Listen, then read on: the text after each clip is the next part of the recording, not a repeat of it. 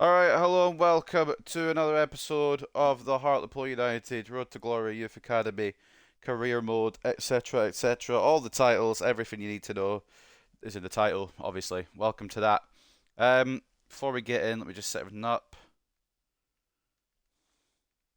Sorry it's a little late today. I had an appointment at 2, so I kind of had to rush back.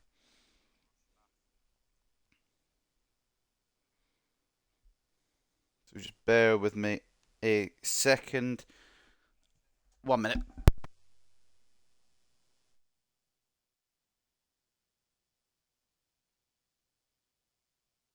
Sorry, I'm not really prepared. I'm trying to get this out before 8 if possible, but I doubt it the way we're going. Because, again, I've had a busy morning. I had an appointment this afternoon. Try to catch up. And it's not looking likely that I'll get this up on time. But we'll give it a go anyway. As usual, there will be audio issues throughout the stream, most likely. I am unable to fix them. I've gone through multiple Reddit threads now and YouTube videos to try and address the situation. There is nothing that can be done to fix it. I've tried particular fixes that have been suggested on said threads and videos. I've also just dropped my controller.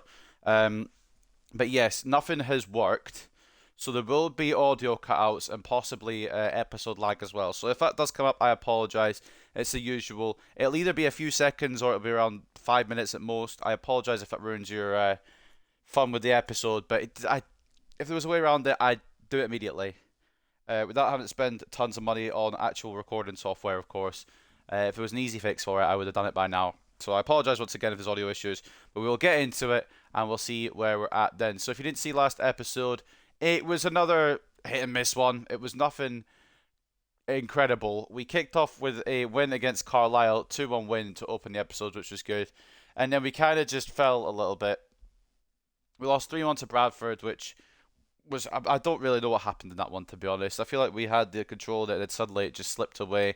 We drew to Rotherham in the Papa John's Trophy, second game of our group, so we'll have to see if we're going to be qualified for the next round. I'm not entirely sure yet. We have to wait for the Rotherham and Grimsby game, which will take place in this episode, so we can check the Papa John's Trophy progress as we go on today as well. We then drew 1-1 to Leyton Orient. Felt a little bit rigged, but at the same time they were very good defensively, and we were lucky to have got one goal more than anything. But then we drew to Grimsby 4-4, and I don't think I've played a more rigged game out of these 3 seasons, and I've played a few rigged games in these 3 seasons. It just did not feel like it was going to go my way at all. Whenever I took the lead, they got it back, and then they took the lead, and I got it back, and then eventually it ended 4-4.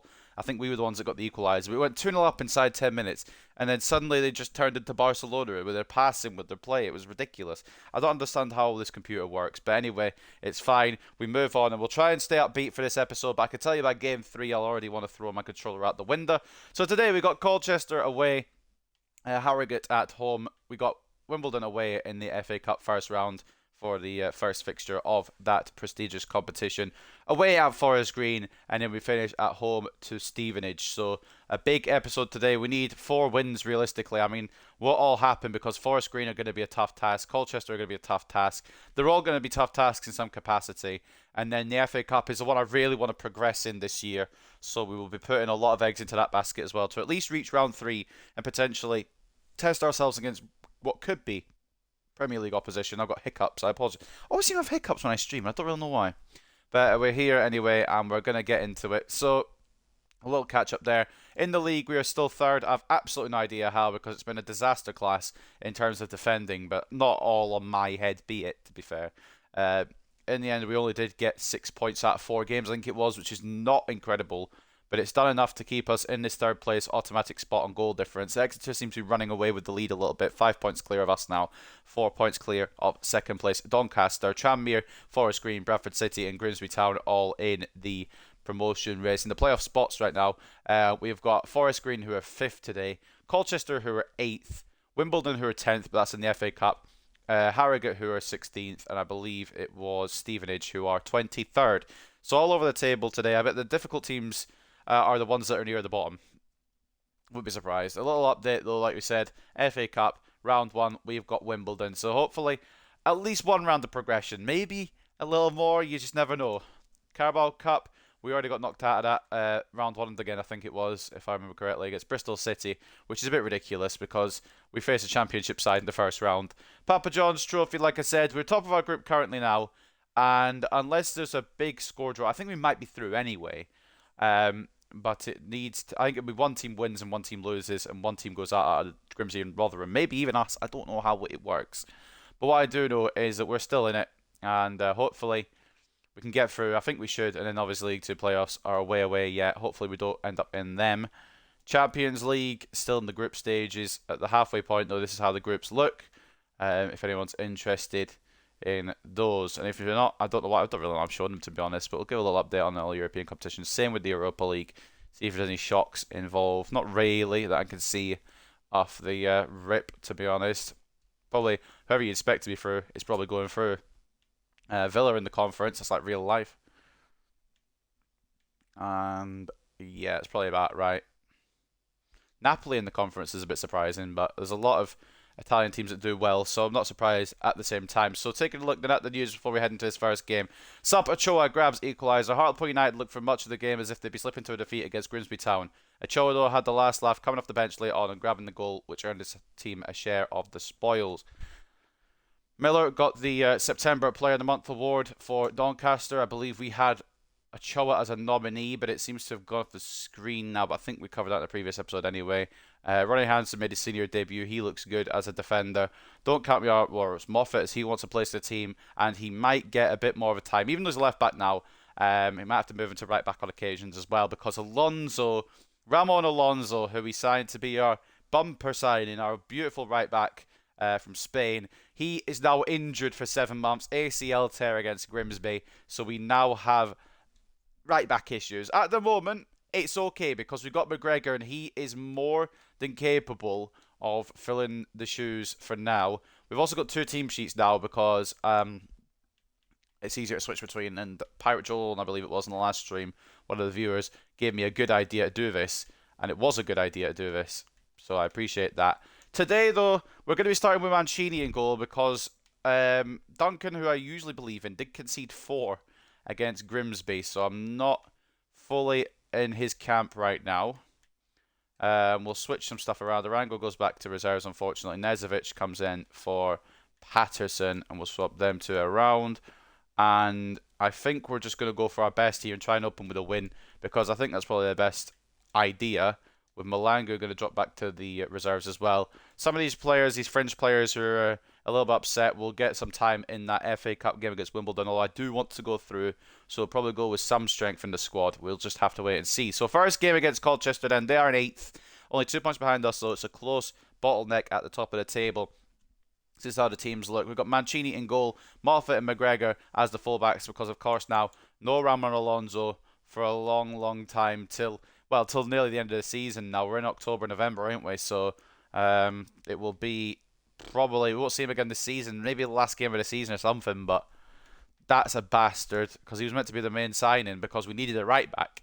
But hopefully now the youth academy, I guess the youth academy lads can come through and try and prove themselves now, which I guess it's a blessing in disguise for Ollie McGregor. I just want to see if he is capable with the pressure or not, because if not, we do have the money to go in and get one in January right back, or we could just continue with the youth academy scouting and see if we can find one at the academy. So like I said, we'll go back to the start of the team again because I kind of started rambling there. We've got Mancini in goal, Moffat and McGregor as the full-backs, Contreras and Galloway as the centre-backs, with Galloway captaining the side, Cochrane centre mid, Mills cam, Ochoa off the left, Roberts off the right, with Sarr and Rodriguez leading the line. We're at Colchester Stadium, which I can't remember. I think it's Colchester Community Stadium or something, but we'll go and Google it. But it is Colchester United with their 5-back against Hartlepool United with our 4-back. And Mancini in goal. This is a risk, but recently I've had a bit more faith in him because he did well when Logan Duncan was on international duty. Then Duncan came back and conceded 4. So this is really a big spot now for Domenico Mancini. If he can prove himself on a consistent basis, I wouldn't say he overtakes Duncan, but he definitely fights for a lot more game time. It is a Colchester Community Stadium. But he gets a lot more game time if he can continue these performances.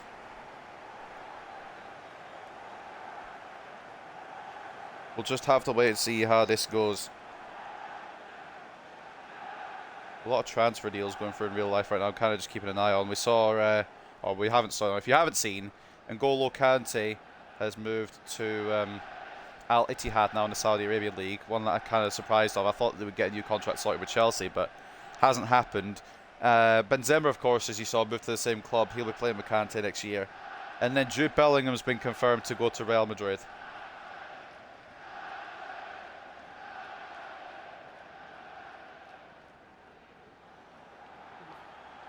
Well, a lot of tragedies in real life. I'm just keeping my eye on that as well. But we're going to have to focus on the episode now. I'll do my best. What's up, Aidan? Yeah, Kante's moved to Saudi Arabia. Or he will do next season. I'm surprised at it because I thought he'd be one of those to stick around to get a new contract. But nah, I suppose he went for the bag, I guess.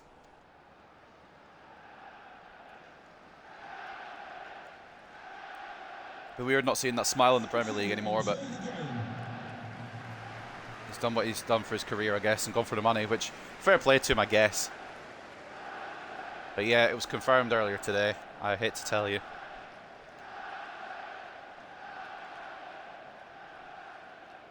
So now Chelsea need even more midfielders.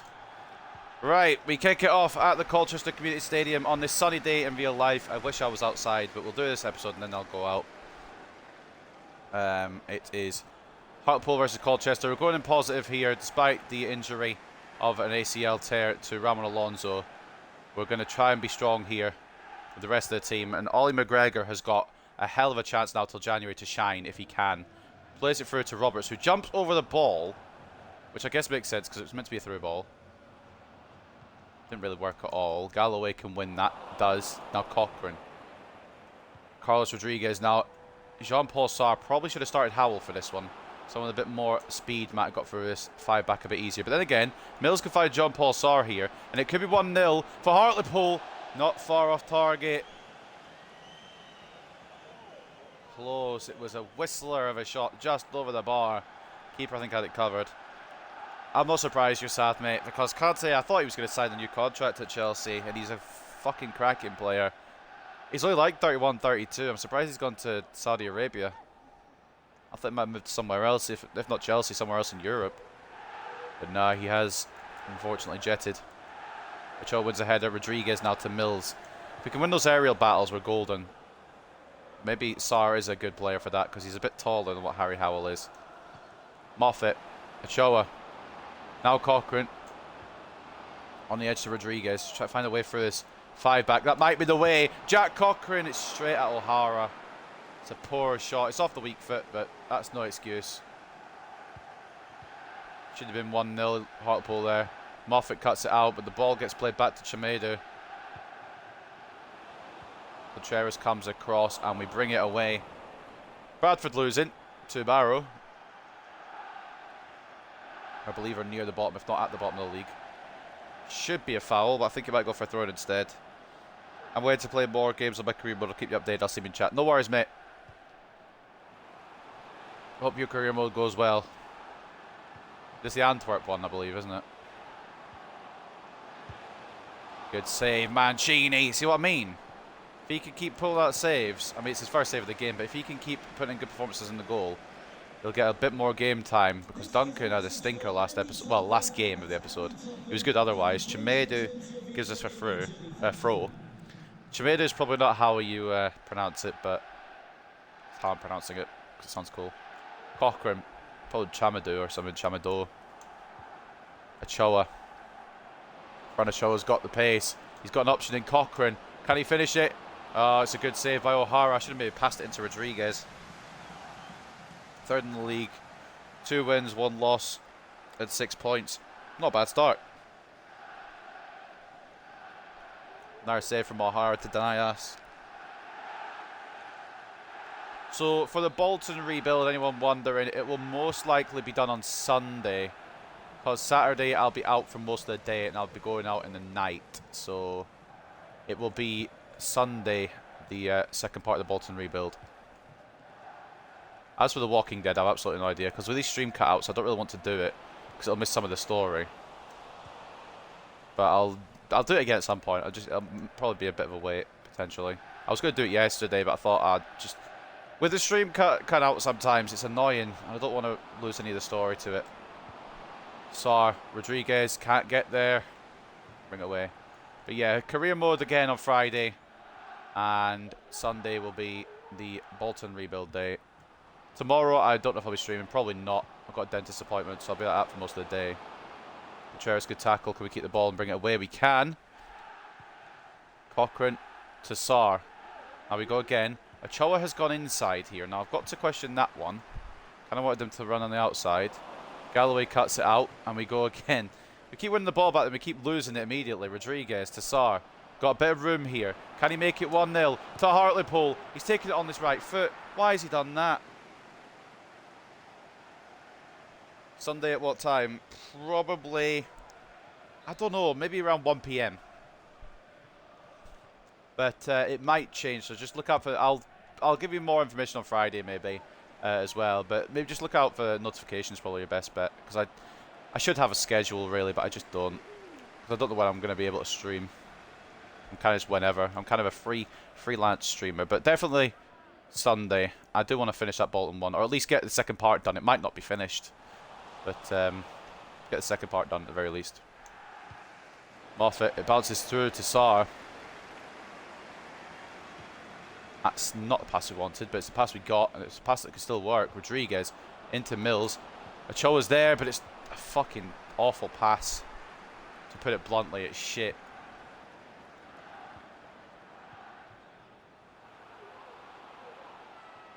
Kazim now trying to go down that side. McGregor has it locked down for now. It's bounced back to the left mid. Oh, that ball's gone in somehow, but Mancini's with a good save, and Galloway can't prevent it from going for a corner. I don't know how this ball even got in. That should be Galloway's closing down Insta, but hasn't done it. And Mancini makes a save at the near post. It's a Colchester corner. It's a bit of a slow opening to today. I'm not seeing a goal yet as we approach half-time, but that's okay. Means we haven't conceded one yet either. Don't want to jinx it here because they'll probably score a header. Mills heads it away. Only so far, but that will go into the hands of Domenico Mancini. We'll bring it away. Galloway now to Moffat. I do like him on the right. I actually prefer him on the right side, but the left side hasn't done too bad for him. Ochoa, that's a poor pass through, and that could cost us. And on that forward option, the Colchester's there. McGregor comes across and sorts it out, and he can bring it away. Try to get it to Roberts. McGregor, I've got good faith in to hold the fort down in that right back position. 50-50 really. Oh my god, I knew that pass would go wrong as soon as I released the ball. I pressed the wrong button. Well, I pressed the right button, but there was another button that was meant to go with it, and I didn't press it. Tovide, he's always a pain in these career modes against me. Good young player. Header goes wide. I thought it might have been on target for a second there, but Mancini had it covered, I think. I hope, anyway. It's just trickled past the post. Miranda thought he'd put Colchester ahead there. A United champ, but it's not for us today because we're the away side. It is, in fact, for the home side of Colchester. Maybe it is for us. Maybe we've just got so many fans. It's not who I've passed it to in a million years, actually. Okay. Blocked by Contreras. Second block by Contreras. It still bounces through. The shot is at Mancini. Carroll goes central against the five at the back. Maybe I have to keep going down the sides.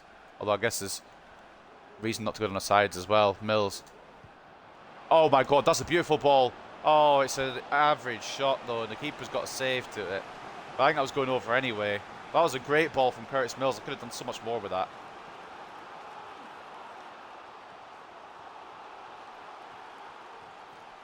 Unfortunately, I haven't made much out of it like I wanted. Corner to end the half anyway.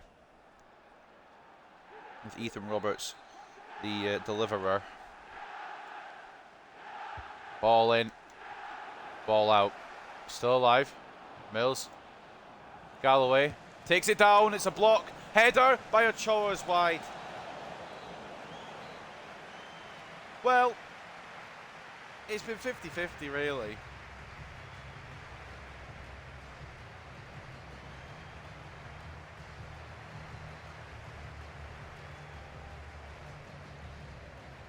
There's not really been a gap between either team. Mancini's been good at our end. O'Hara's been good at their end. We just haven't been able to find a break for either team. It's probably one of the most 50-50 games I've played. 1-0 to Gillingham over Sutton United. 2-0 to Exeter, which is not what I want to see because they're top of the table, over Stevenage. Forest Green drawing 0-0 with Crewe. Harrogate leading Salford 1-0. Grimsby drawing 0-0 with Tranmere. 1-0 between Bradford and Barrow. They have equalised at Bradford. And 1-0 to Carlisle over AFC Wimbledon. Take a look at the stats and at the break. We've got 61 to 39 in terms of possession. We've had more of the possession. 7 shots to 5. And 1.7 expected goals to 1. I felt that was more equal than what the stats are saying, but who am I to judge? We look favourites to score is what the stats are saying, so hopefully that comes true. A good tackle out the gate, and we could go early here for a goal. Carlos Rodriguez. Oh! I thought that had gone wide. It snuck into the bottom left, straight out the blocks, boys. Who was the one who dispossessed them? Was it Ochoa?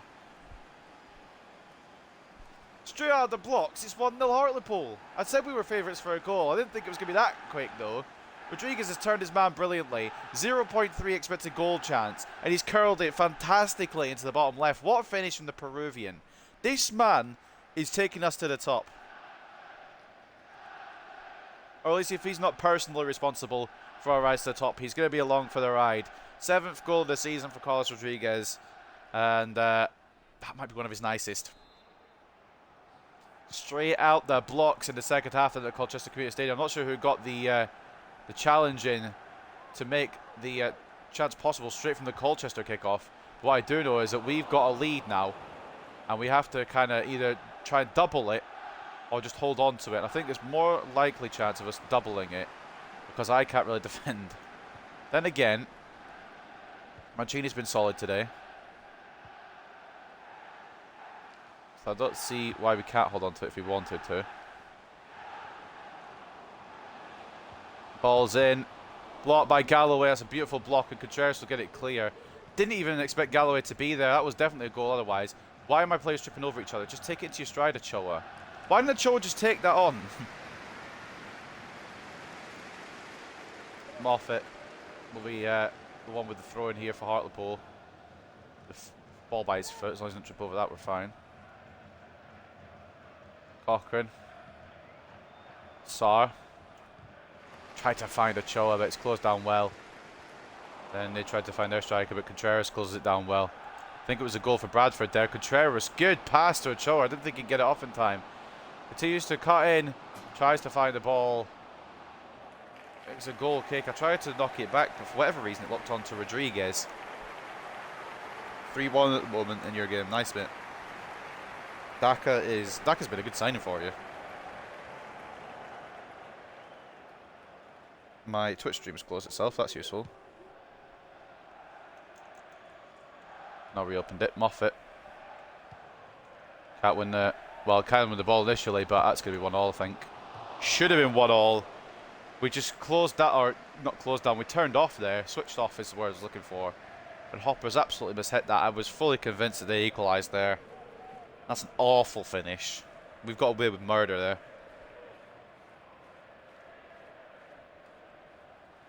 Fair play to us there for getting lucky, but also I don't know what Colchester would think of that finish. I think they made a change as well. Marshall Miranda coming off. I think it was Hopper, the man who took the shot. I've aimed at my right back, and I knew it wouldn't go there because this game's a joke for passing. But, you know, got to sometimes get used to it. Galloway with a double tackle. Still won't get the ball, though. Love this game. Has to be Mensah for Hopper, so it mustn't have been Hopper. It must have been the other striker, whoever the other striker was, Tovide. But Tovide's still on. I don't know who they subbed on, to be honest with you. What I do know is, has to be Mensah is on, and we could be in trouble. So for the more attacking options, Galloway does the job there. McGregor was there, but wouldn't let me switch to him, but it's okay because Galloway had it sorted. Rodriguez gets fouled. And with play stopping, it might be a red here. It could be a sending off here. And it will be a sending off. Asabi Mensah has just come on, and now he's just been sent off. He's been on the pitch for maybe 2 or 3 minutes, and he's gone through Rodriguez like an absolute idiot. What a dumb manoeuvre from their number 9. They've just brought him on as well, and he's been sent off. If I don't get anything juicier in this episode, that could be the episode title. But literally, inside, I think, 3 minutes, Asabi Mensah came on and went off. On his opposing number 9 there, stupid challenge. And rightfully a red card. Galloway wins a header. And we should have this sorted now, you would think. But it is this game. I was meant for Mills. It's come to Rodriguez, which has left me in a tricky situation. Galloway now, McGregor. We'll try a little something here, but he's not really got the pace. That's the problem with McGregor. He needs to work on his pace a bit more. Mills. Ball to Cochrane. Sarr. Ochoa try to turn his man. There's too many defenders here. That's the problem. They try to put a foot in, but Moffat. Off to Mills. Runs in, takes the shot on. It's a good save. And it's cleared as far as Ochoa. Takes it down in his stride. That was not the pass we were looking for. Tovai could be through here. Not careful. Galloway closes it down fantastically though. They win it back. But Contreras will get it to Mancini, who will hopefully kick it away. And he does. Sarr knocks it to Cochrane. We need to make some changes soon ourselves, to be honest. How? Not like how. I've just made the most direct pass in the world and it's just gone past my player. Am I missing something? I just want to check this quickly. So, has it gone through him or something?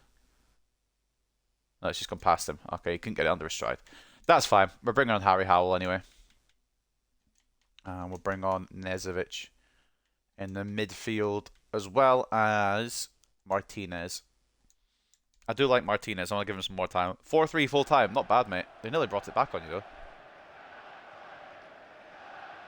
An interesting nervy few minutes there. Contreras, good tackle. Sarr. Would like Ochoa to continue his run if he can. He does, but I can't get the pass off because I've run straight into the guy. I didn't mean to run straight into the guy, by the way. He kind of just ran into me, if that makes sense. Couldn't move. I don't know, really. We're balling for Colchester, and it is a ball for Colchester. Contreras, it's a good save. Mancini, double save, and it's over the bar from Reed. How did that suddenly become a situation there? I thought we had that sorted. Dominica Mancini with a smart double save, and Reed heading over the bar for Colchester. We've freshened up the midfield and the attack a little bit, and hopefully that will see us through in this one. It is still 1-0 Hartlepool. The goal coming from Carlos Rodriguez at the very opening of the second half. And on the 60th minute or something like that, around that time, Asabi Mensah getting sent off. Put Colchester at a bit of a disadvantage. Bradford now leading in their game. I do want that for them, but I don't want that for the title race. Throw in for Colchester. It's going to be Kazim here. He's going to play it all the way back to Hall. It's a poor pass with too much power on it. Kazim can't keep it in play. That was a bit rude of the Colchester player to put that much power on it. Martinez is going to just launch it quickly to McGregor here. Into Mills. I want to try and do something there, and it takes about 3 business days for my character to take it into account. Good tackle Contreras. I was reading that option just in case they played it across. Nezovic. Now Ochoa. Inside is Howell. He's got all the time in the world here. Rodriguez is on one more. That's not a foul. I thought I played the ball off by that point, I guess. I hadn't.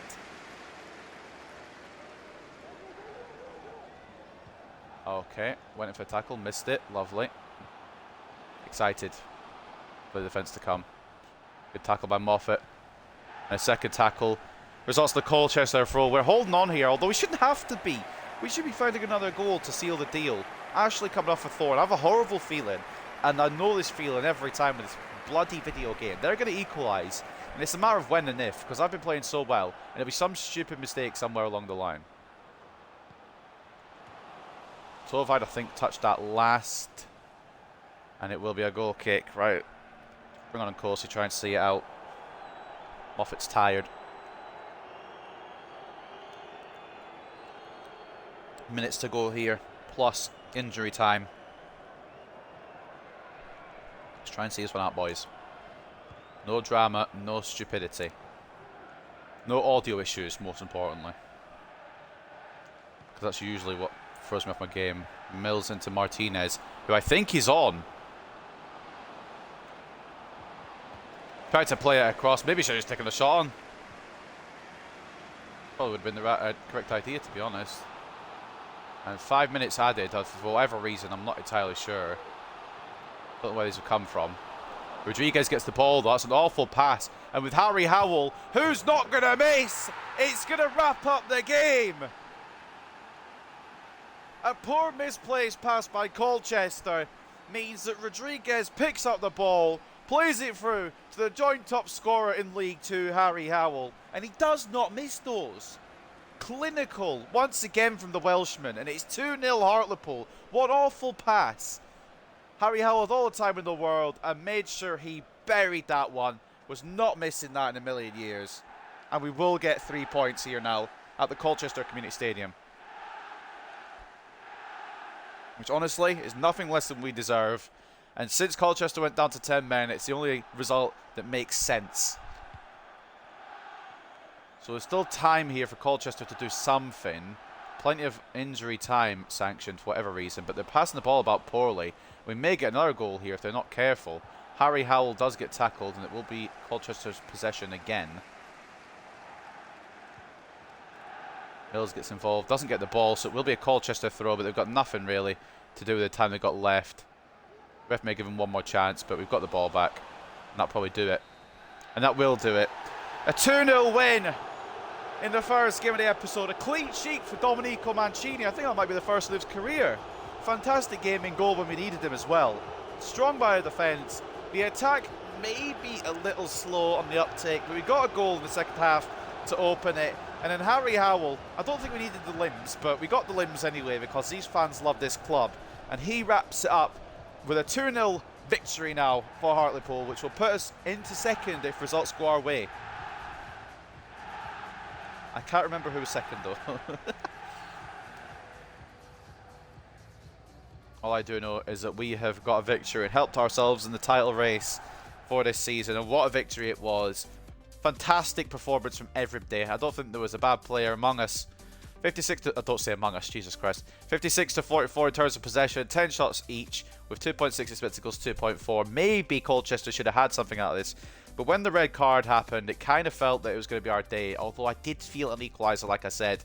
In the end, they misplaced the ball, and Carlos Rodriguez sets up his strike partner, Harry Howell, for the winning and, well, I guess it was already won, but like the second goal to seal the game. Man of the match does go to our Peruvian number 9. A goal and an assist by Carlos Rodriguez, giving him an 8.6. Ewan Galloway with an 8.3. A stallion in defence today alongside his big man, Rafa Contreras, with Domenico Mancini putting in another performance, which means he's probably going to get the next game as well, because he is playing well at the moment. A clean sheet, 6 saves out of 6. None of them went above his kind of waistline, but ultimately none of them needed, well, none of them were good enough to, I guess. McGregor stepping in for Ramon Alonso, which he'll be doing for probably the rest of the season, or at least till January. Had a good day as well. Harry Howell off the bench with a goal and a 7.6. And Jean-Paul Sarr couldn't really find his shooting boots today, but did set up the first goal for Carlos Rodriguez before being subbed off. Assist and a 6.7 for him. And despite some of these ratings, no one really played bad. And once the subs came on, it was already done and dusted, really, with the red card from Asabi Mensah. Came on for 3 minutes, got immediately sent off. Kazim was their best player with a 7.8. Did keep Roberts quiet today, and with Chimedu as well, the right wing back. We couldn't really go down the wings. We had to go a bit more central, which we did in the end, and got the goals we needed. 7.7 and 7.8 for their wing backs. Not bad performances in them. The defence was okay. Kieran O'Hara, it could have been more that he conceded, with 7 shots in his goal, 5 saves. Only conceded 2, but it could have been a few more. You just never know with this game. And Asabi Mensah, one of the worst performances. I don't know how you can play worse than him, to be honest, because he was only on the pitch for 3 minutes before he got sent off. Rightfully so as well. We'll review the tackle again, and you guys can have your say on it. But I think it's definitely a red. The ref's just jogging on the spot. And with a straight red for Asabi Mensah. Judge it for yourselves, but that's absolutely a red card in my opinion. No attempt to play the ball through the back of him. And rightfully sent off. Sarr immediately checking on his strike partner, and Mills just trying to keep Asabi Mensah away from the situation. And it's a send it off for the young Colchester player, it was a dumb tackle, so probably the right decision. And then Harry Howell, in injury time, got the ball through after a misplaced pass. Rodriguez plays it off to number 48. And 48 at the moment signifies how many goals he'll probably score at the rate he's bloody going. But the limbs from the away side were felt in Colchester.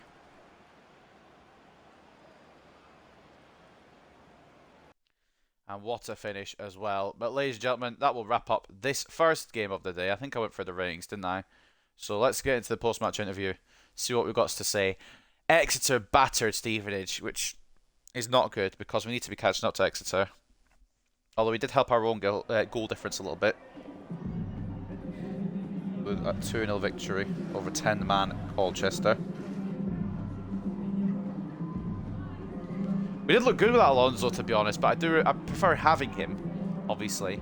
But our squad's stronger than you think. It is going to be a little while before we get him back. Probably, maybe get him back for the last game of the season, but realistically he's out for season 3 more or less.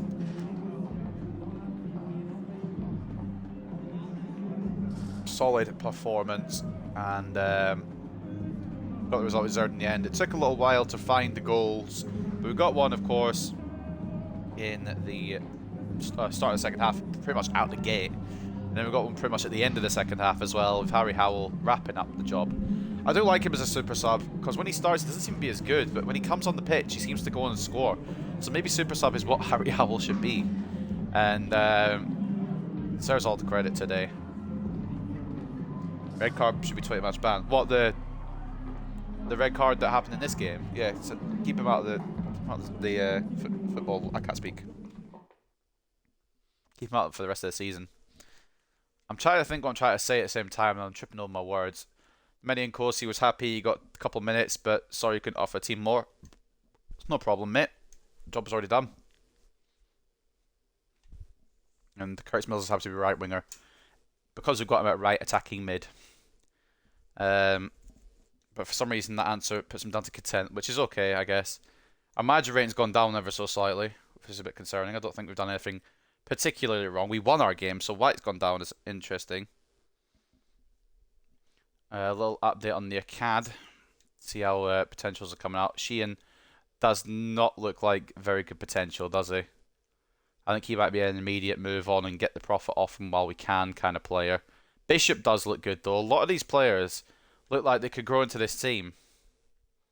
There's no outright superstars yet. Barlow might be getting there, but we've got plenty of wingers. It's the only problem is with the wingers in this academy, they won't get a lot of time because we've already got so many who are progressing really well. So I'm going to have to try and find a way to search for people that aren't wingers, I think. I think the any option might need to be taken out, where we just go for more centrally based players. Defenders, goalkeepers, attackers. The winger position is sorted. And even when you do attackers, you still get wingers, so we'll always have wingers at the club, I think. And Roberts and Ochoa look like they're going to be the main men to do that job. But we're always going to get some for the academy, and we'll just have to maybe even move them on or loan them out and see what they're capable of. So after that result, Doncaster also did win. We remain in third. Bradford City winning puts them up to fourth, with Grimsby into fifth now. I think they also must have won their game. Tranmere fall down to seventh. I think they lost. And Forest Green, I believe, drew. But we don't really need to go into too much detail about that. What we need to focus on now is continuing the winning start we've had here up against Harrogate Town, who are, I believe, struggling. Not struggling too badly, I guess. Drawing more than they're winning or losing, but they always seem to be my bogey team in this series, so I wouldn't say this is an easy ride. But again, it isn't going to be too difficult, hopefully. Hopefully we get 3 points at Victoria Park. But first of all, take a look at the news. Hartlepool triumph over Colchester. Two of the teams fight to get to the top of the table met, and it was Hartlepool United who emerged victorious against Colchester United. They'll be hoping the win will springboard They'll hope the win will be a springboard. If I could read, it'd be great to get off on a run of form in order to close the gap at the top. We keep the clean sheet as well. Hartlepool keep clean sheet against Colchester. A solid display from Hartlepool United's defence saw Tshabalala's men keep a clean sheet against Colchester United and claim a 2-0 victory. In the team of the week, hopefully we will have some people in here. We do not. Oh yes, we do have one. Ewan Galloway has made it into the team of the week for Hartlepool, and none of the Colchester players made it in. No surprise there. Alan Humphreys struggling, which is not great. Hopefully he will come to fruition. He won't grow in overall, so maybe it isn't the move that he really needed. I don't know where he needs to go. I don't think he's going to be good enough for any team, quite frankly. That sounds really mean. But Alan Humphreys, desperate to fit Voluntari. Humphreys hasn't given Voluntari the necessary boost they were looking for, putting in very ordinary performances. He struggled to shine in an otherwise settled team. It's taken longer than I expected to adjust to my move, explained Humphreys, but I'm sure things will fall into place for me. Add the striker. Well, hopefully they do for him, mate, because I do feel bad selling him, but also he wasn't going to get any better, so it was the right move. And in the usual spiel of how we're ahead of Harrogate, they'll want to play catch-up, whatever, all that jazz. And we do have a nominee once again in the Player of the Month Awards for October, and it is none other than our Peruvian prince, Carlos Rodriguez, the number 9, getting nominated for Hartlepool alongside Scott of Exeter City, Nombe of Exeter City, and Telford of Crawley Town. I wouldn't be surprised if it is one of the Exeter boys that get the Player of the Month, but another nomination is big, and the number 9 deserves it out of anyone else out of the team, I think, to be honest, besides maybe Harry Howell. But anyway, up next then, Harrogate. Let's get into the press conference. How many games are we in the season? 14. So still got a long way to go. I believe in our team. Believe in our sauce. I wouldn't say we've not made a great start. We've been a bit rocky, but most of the time we've been stable. And I don't know if we're going to get the title. There are plenty of games left, but we will definitely get promoted. That I can confirm you. Whether it be playoffs or whether it be automatics, automatics has to be, I think, what we go for. I'd like to get the title, but I'm not going to be upset if it's just automatics. As long as we get up into the next division this time of asking. It's the 3rd season. I want to get it moved a little bit in this career mode. And then once again to League One, I think I've said this. I'm hoping for back-to-back promotions. Whether it happens, don't know. But that's what I'm hoping. How can your team find consistency? I think we are consistent, aren't we? Most of the time. A couple of silly draws, a couple of silly points dropped, but when we win, it is convincing. Except for that last game, which was kind of closer than I expected.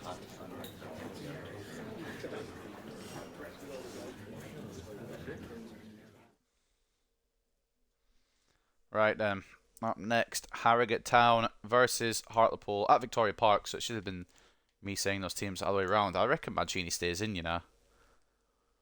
Nothing against Logan Duncan, but at the moment, Mancini's having a good run of form, and I don't want to ruin that. McGregor, I think his back 4 stays. Have we got another right back on top of McGregor? I'm trying to remember his name. We don't. Eek. May have to move Guzman or Patterson onto that side if we need to. We'll throw Nezovic in. And we'll also throw in... I know I just said how he's good at super subbing. I'm going to throw him in off the start. Going to go against what I said. We'll also bring in Munoz as well, because he's not had a game for a while. And he's had a good spell on loan. I don't want to actually completely forget him. So you can have a run at, but everyone else, I think, remains like this. Palacios can come on at some point as well, because I need to give him a game. But this is the team for the game against Harrogate Town at Victoria Park. Mancini in goal. Moffat and McGregor as the fullbacks. Contreras and Galloway as the centre-backs. So Galloway captain in the side. Cochrane centre mid alongside Nezovic at cam. His rating's going to skyrocket once he finishes position change, which is going to be annoying because we won't be able to keep him around. Munoz off the right. Ochoa off the left with Howell and Rodriguez leading the line at Victoria Park. 2-1 95th minute loss. Got it. Oh, unlucky, man. Those are the worst when you can see one late. I can sympathise with you for that experience. It sucks. But that is the team. It's Hartlepool United versus Harrogate Town at Victoria Park. Second game of the episode. Let's get into it. Howell's the top scorer. 9 and 14. Quite a lot of those coming off the bench, to be fair.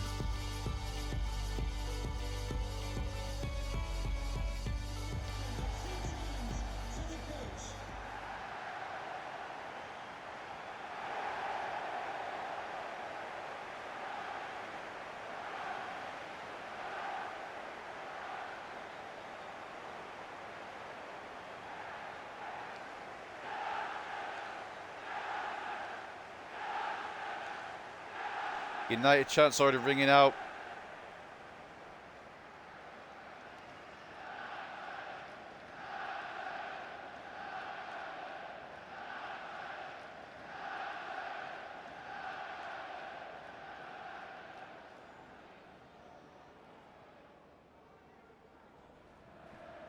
Oh, we win again, you know, because it'd be kind of nice to keep up with Exeter, but they've started doing in Northampton like last year, what Northampton did. Kind of running off of the league a bit. We need to catch up to them. We're pushing so much, but just one counter-attack does it. Yeah, it's so silly. You have so many chances, and you can't take them, and then suddenly they just go and score. It feels so... It just feels so shit, really.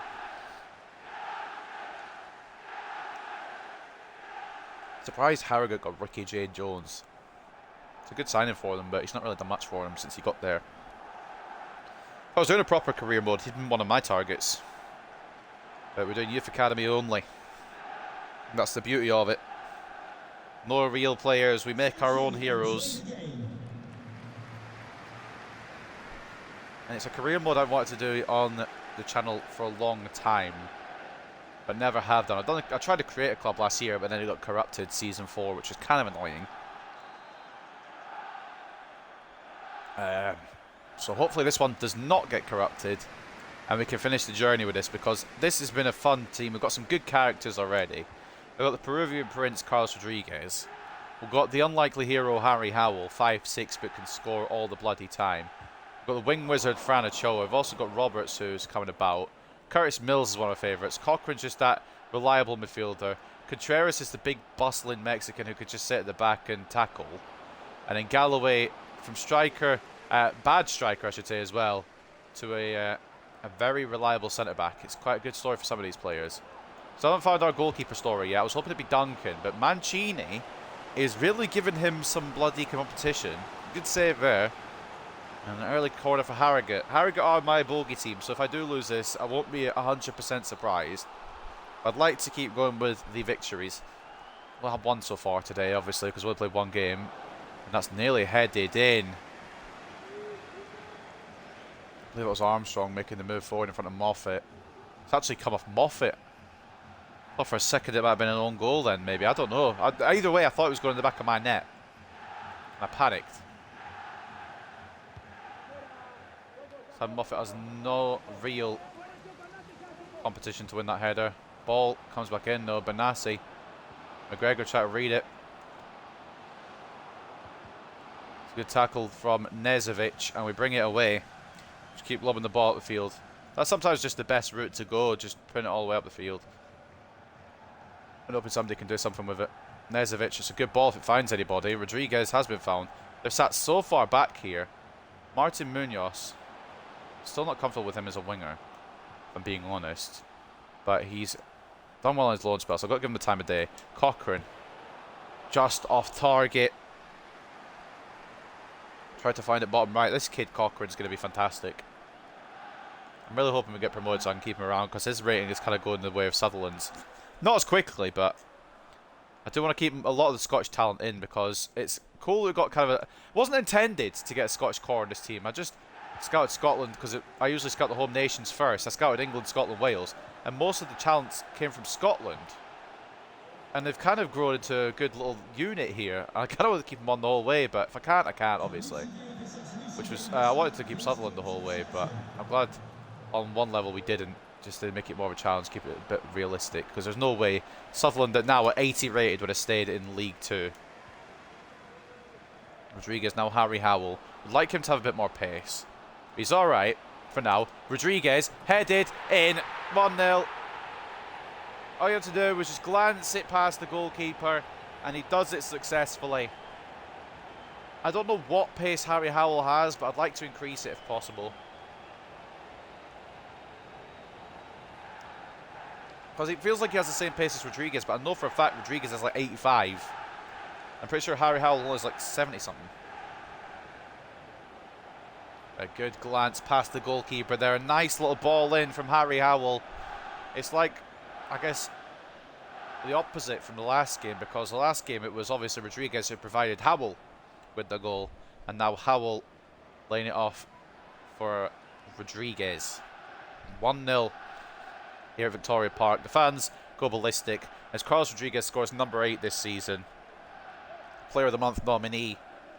Starts off November in the right way as well. And as we continue on, hopefully a win is on the cards. It's a good start.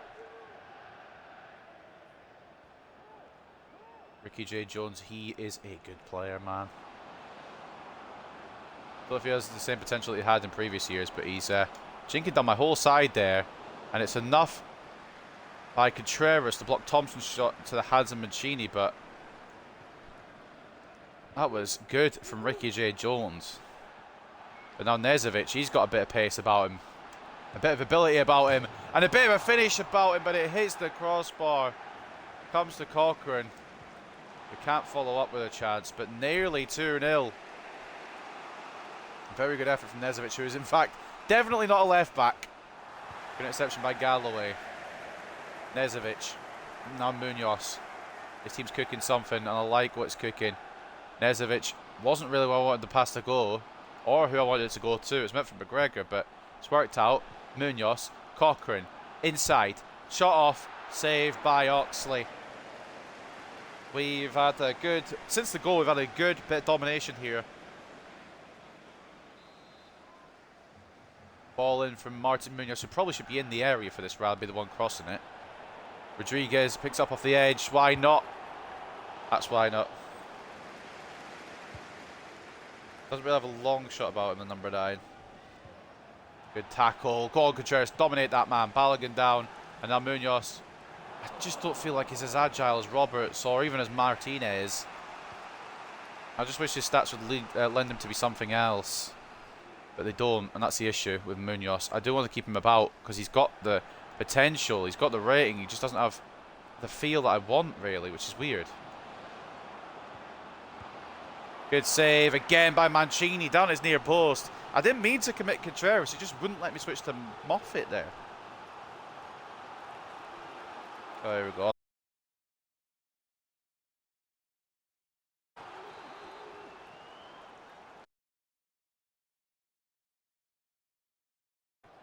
Ball away by Ochoa.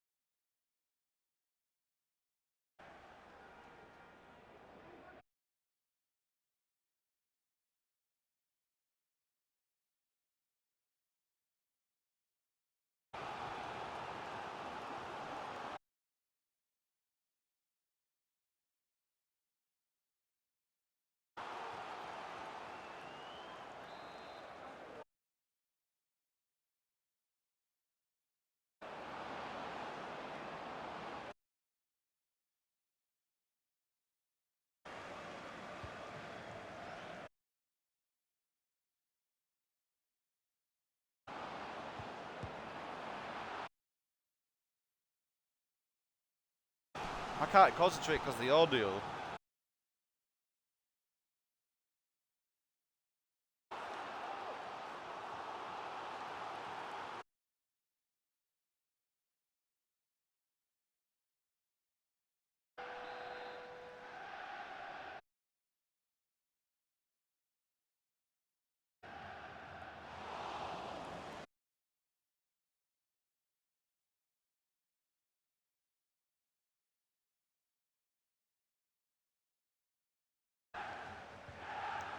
Oh, it's time. Get back though. I'll be yellow card when play stops. Howell. Rodriguez.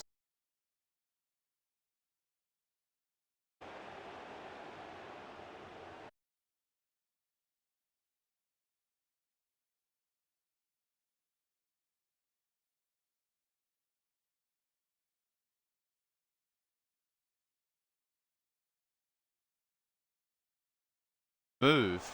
Ball in by Nezovic. Tries to find McGregor. Why is McGregor up this far?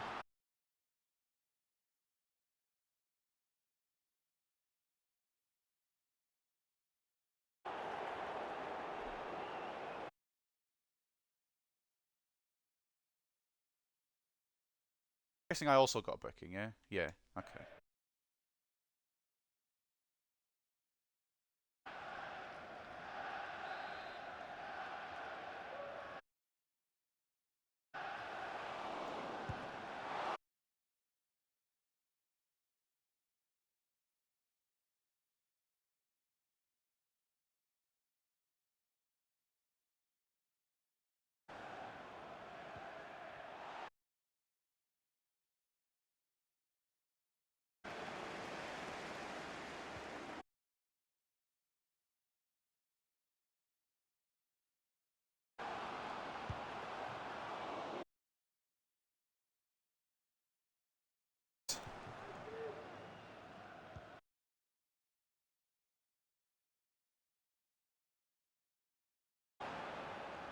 Not gonna be half time now, ref.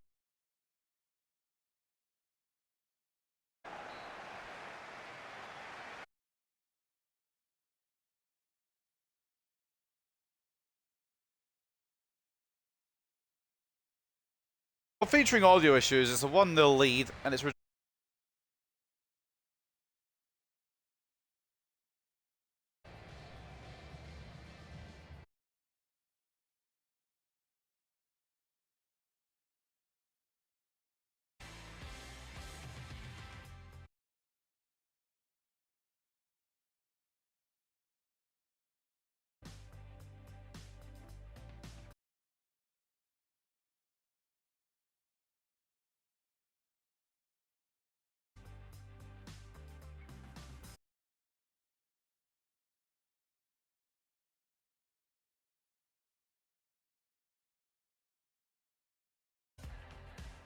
well, you can see the results on the screen.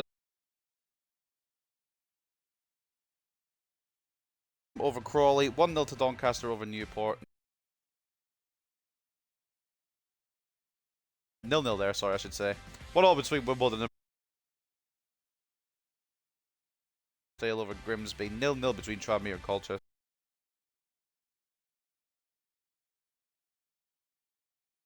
Exeter over Sutton. And Exeter just... But they do.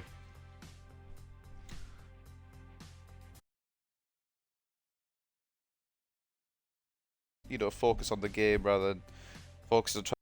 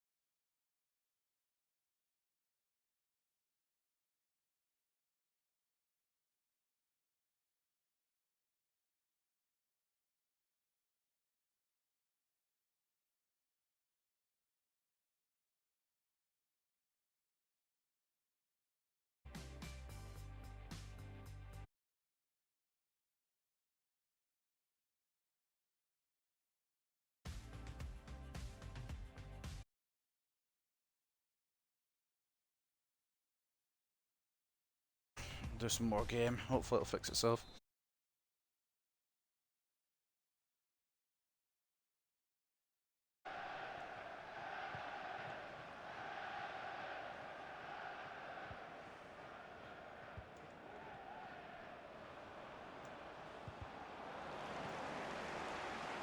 Shower. Rodriguez. Howell. Out the blocks. 2-0.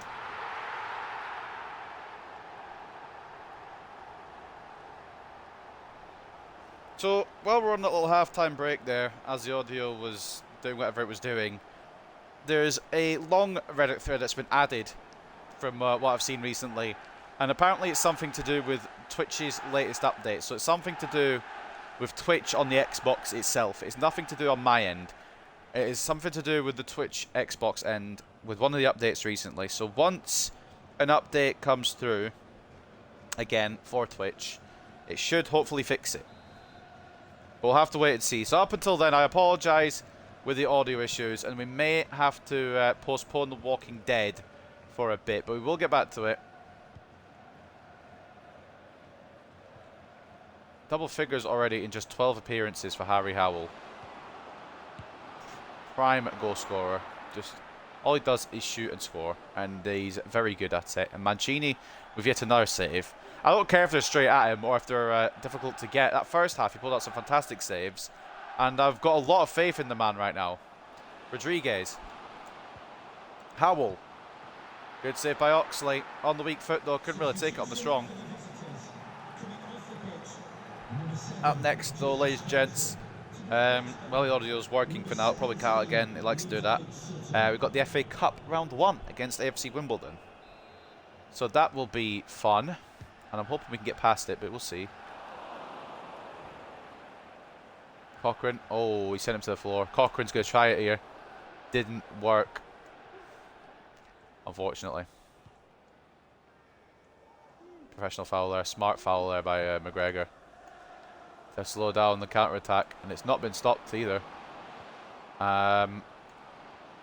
He does cut out in the end. McGregor's been a fucking unsung hero this past couple episodes. I quite like him, and if Alonso does suffer and McGregor grows well, McGregor might become a permanent member of this side for real. Ochoa inside. Rodriguez, ball off target by quite a way.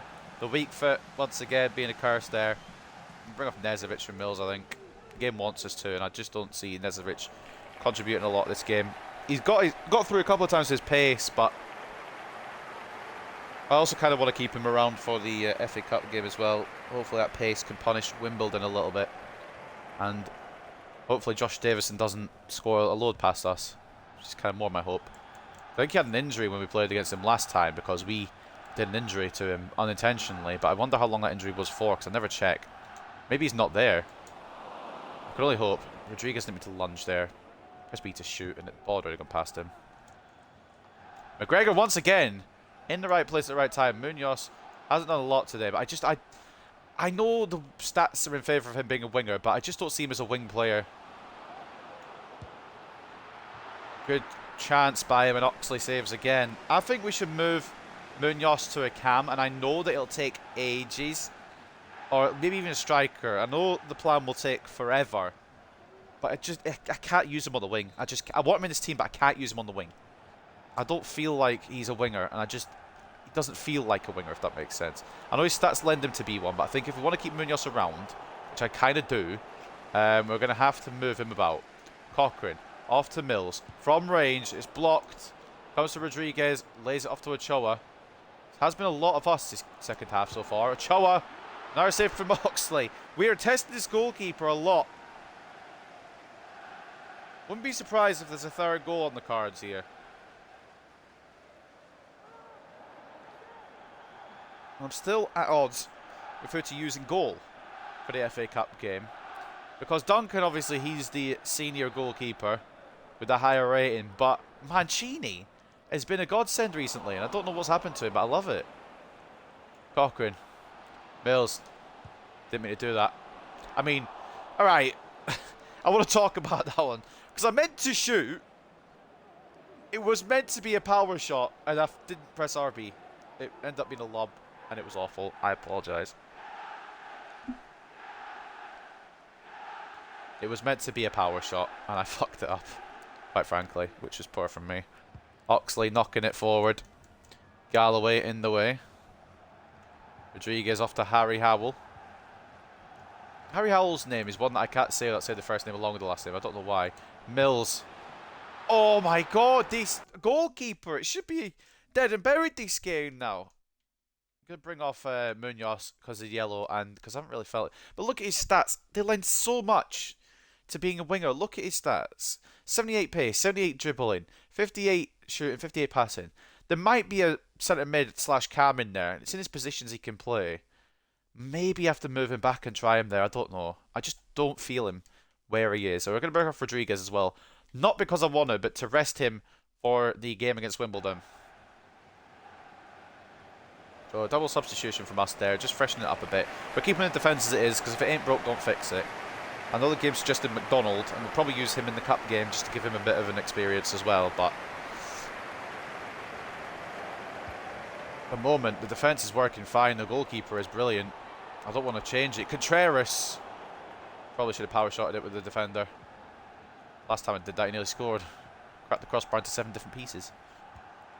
It was a joke, but the power he put on it was mad. Poor pass from Harrogate. They haven't looked it today, haven't Harrogate? Usually they threaten me a bit more and they scare me a bit with some of their play, but today they haven't just looked it, and we have, quite frankly. And again, it should be more than 2 to us. Cochrane to Ochoa. Mills now. It's a poor touch, and I knew it would get away from him, but Galloway picks up the ball. Mills.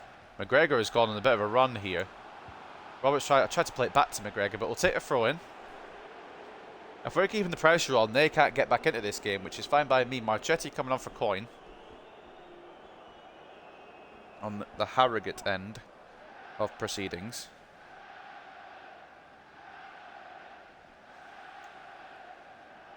Mills into Cochrane. And one more to Harry. Howell. I want to have a go, but there's too many men on me. We'll go now. Oh my god. Now this kid is special. This is his weak foot. He just drags it around, plays around with the defenders. He's ridiculous. Harry Howell, take a fucking bow. That's the right foot. That's the weak foot. And that's 11 in 12 for the Welshman. I don't understand why he's so good. He shouldn't be this good. What's up, Jolan? Welcome. Sorry I couldn't make your stream the other night, mate. I hope it went well, though. Good tackle there. Double team effort from Galloway and McGregor. Been a good episode so far. 2-0 win against Colchester and a 3-0 lead so far against Harrogate. I say so far because we've got probably the best striker in the league on our books right now. Cochrane gets tackled, but there's nobody to follow up on it, so bring it back to Galloway. We'll just play around smart here. There's no need for any risk.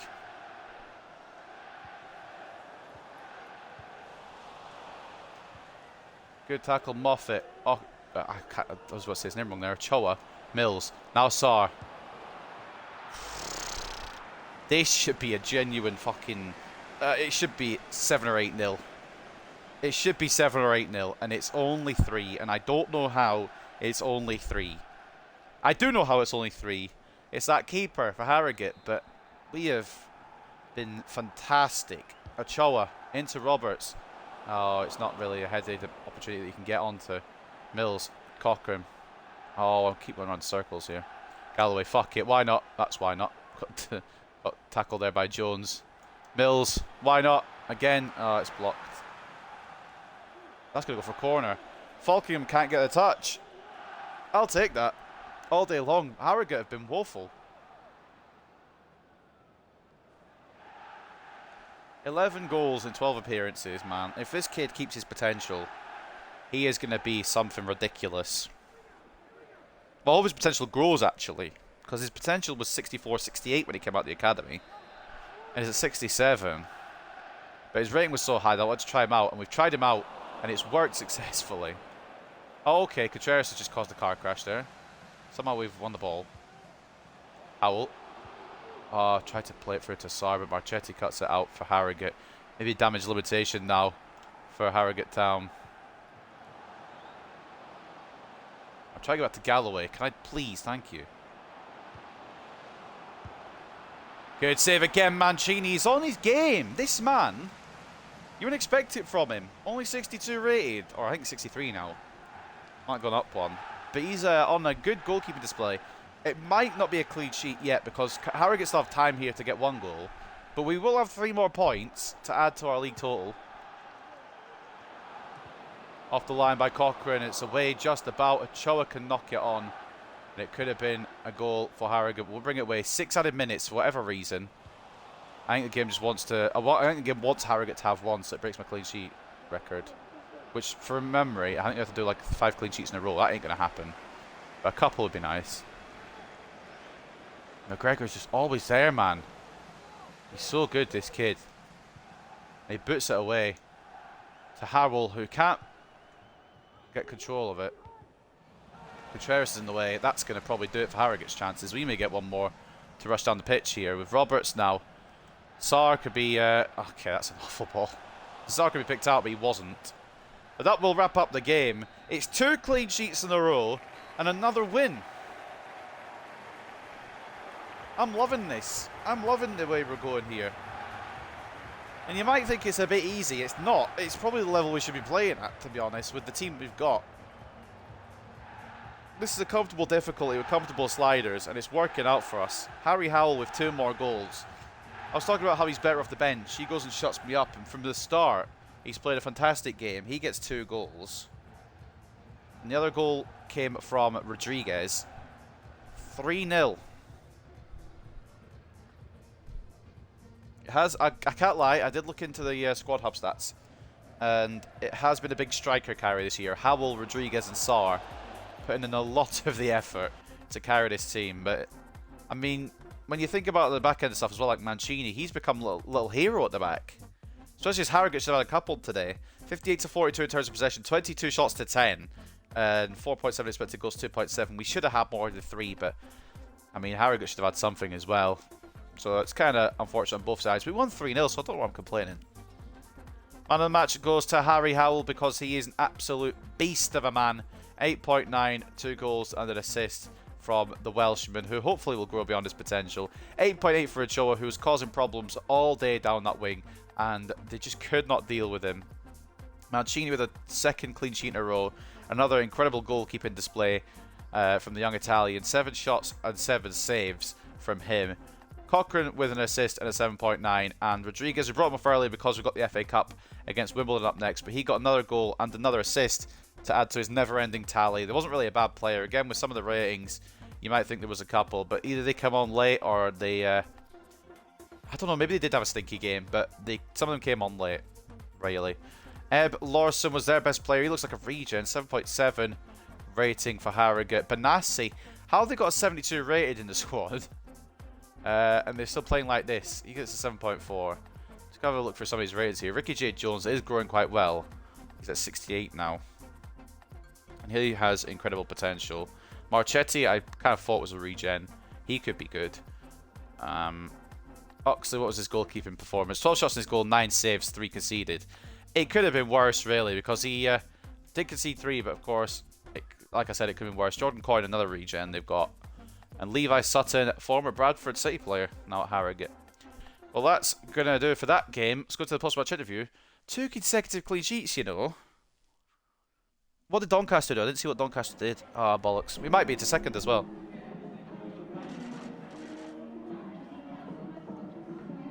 Howell's only content. I'm not really sure why.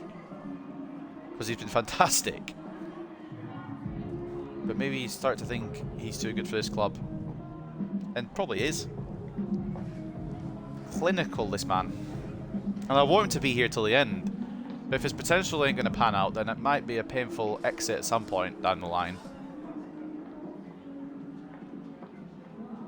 But he's gone from content to very happy in just 2 comments. So maybe he's just tired. But what it really means is like, let's have a rest. But yeah, no, another good win. And we deserved the goals today. Harrogate maybe deserve 1 or 2, but Mancini's on his top form at the moment. I think I'm going to continue using him while he's still playing good. There's no point in me dropping him. There's no need for me to drop him. I know Duncan will probably get a little bit upset, like, what are you doing? Why are you using Mancini? But Duncan conceded 4 in our last game we used him, so... But yeah, here he comes. Hey Gaffers, what's it? Thanks for giving me the chance to show what I can do. I feel like I'm ready for regular games now. Hope you'll be thinking about me in the matches you've got coming up. Of course I will, mate. You've been fantastic. 2 clean sheets in a row. I never get those. But with you got 2 in a row now. We've got some more monthly scout reports. I don't know if you have enough room in the academy for any people, though. But these are the next ones from the new countries. We've got Neil Mann from Sweden. This is my choice I had. I wanted to bring a Swedish talent in, and hopefully we get someone. Nicholas Nilsson will not be that man, I don't think, although we'll check on the valuation. Overall, 41 to 55. Potential 62 to 84. Probably not. We're going to have to move some players around in the academy as well, because it's full. But I do like the look of his accent, so we'll maybe look at him in a minute. But of course, Johan Lundberg comes first. Overall, 36 to 50, potential 66 to 90. His valuation is 200, but his overall's not there. We're going to keep him on for another month. Sometimes we can do that, obviously. We can keep players going for another month on the scout report. So I'm going to do that and see how he grows when we come back next month. Linus Isaacson, though, I want to bring him in, so that means somebody will have to go. Overall, 52 to 68, potential 67 to 89. With him coming in, it does mean someone will have to go. And I'm thinking of moving up Sheehan, because he doesn't have any potential, and we're going to move him on. Might as well get the money from him, might as well get profit from him, rather than just binning him off. And Isaacson comes in. No point in getting rid of a player when we get money for him. It's simple business. So, from South Africa this time, we always have to have a South African report, because we need that Tshabalala, who is going to be next level. Makaya Tshabalala doesn't look like it, though. Overall, 39 to 51, potential 64 to 86. We're going to decline. Simfili and Kosi, overall 36 to 50, potential 59 to 81. We're going to decline. Ketso Kamalo, overall 43 to 57, potential 69 to 93. He's going to be another one we leave for another month. Makaya Tshabalala again, it's another Makaya Tshabalala. Overall 45 to 61, potential 60 to 80. We're going to decline. Tammy Tshabalala, a goalkeeper, or probably Thami maybe, I don't know. Overall 40 to 52, potential 53 to 71. His 6'4" height does not help him when he's not that good. And then the final player from this report, Hlompho Malangu, overall 39 to 55, potential 46 to 64. We're also going to say nah. And we'll leave Ketso Kamalo, see what he looks like in a month. And now we've got a Scottish report, and my God, we might have to make some moves in the academy because there's a couple of studs out the gate here.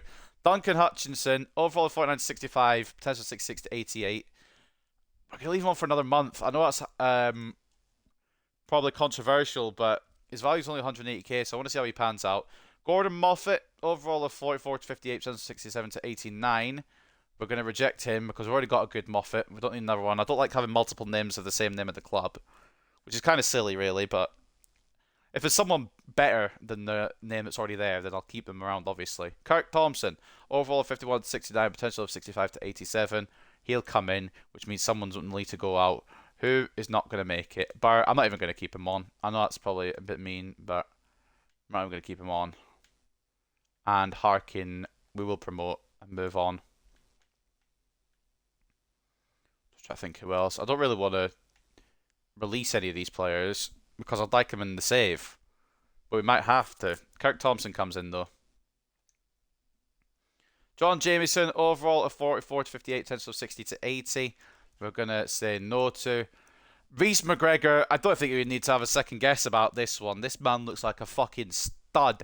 Overall 52 to 70, potential 77 to 94. He comes straight in without even a second glance. Aidan Stewart, overall 38 to 52, potential 59 to 83, and that will end the scout reports for now. We'll scout Duncan Hutchison further, and we're going to have to move some of these players onto the transfer list to make room. The squad is full as it is. So taking a look at some of these new men in here. Isaacson, is he a striker? He's a winger, isn't he? Of course he is. 6 foot, but he's gonna be a winger, and rather than using him in the squad, I think he's going to be someone we probably sell on. Apparently, he could be better as a cam, maybe. I'm going to do that instead. Fuck it. Sick of wingers.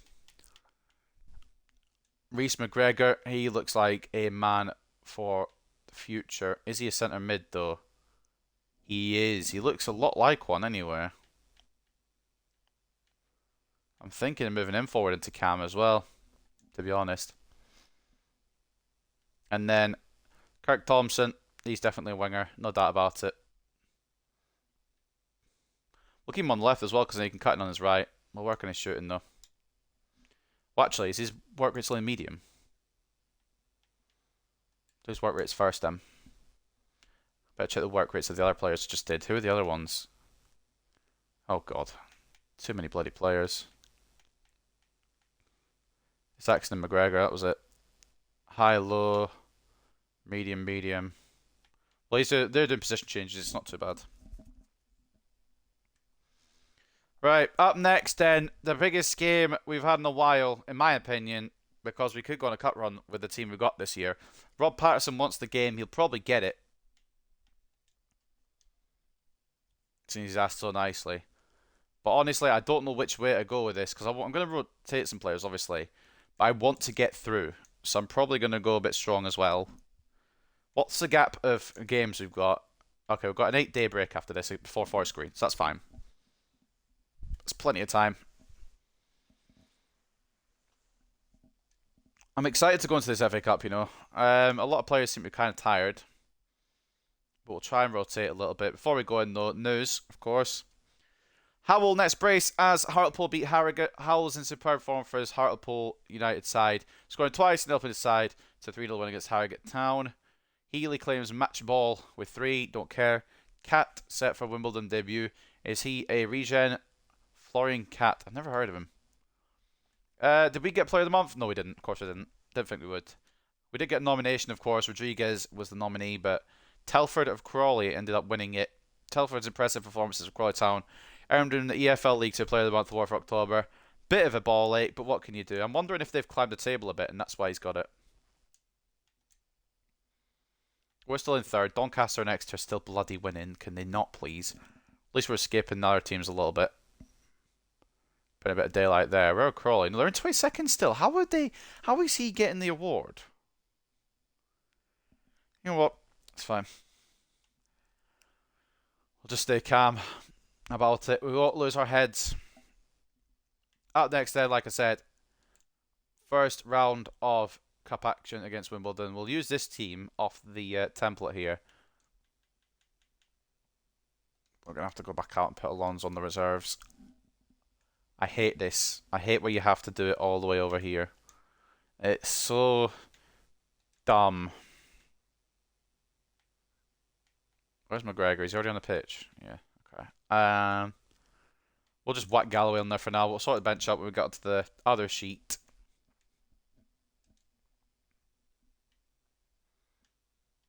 Okay, let's see what we got then. Mancini stays in because he's fantastic right now for whatever reason. I don't know why, but I like it. Patterson can have a game because he asked for one. Kay can sit on the bench. I might move him onto the bench in a minute, but we want McDonald starting a game. It's been a while. Hansen starts. McGregor probably start. You know what? Put Nkosi on this side. Why not? Needs a game, and he can't get on the left. Nezovic as well. Malangu. Yeah, why not? Martinez.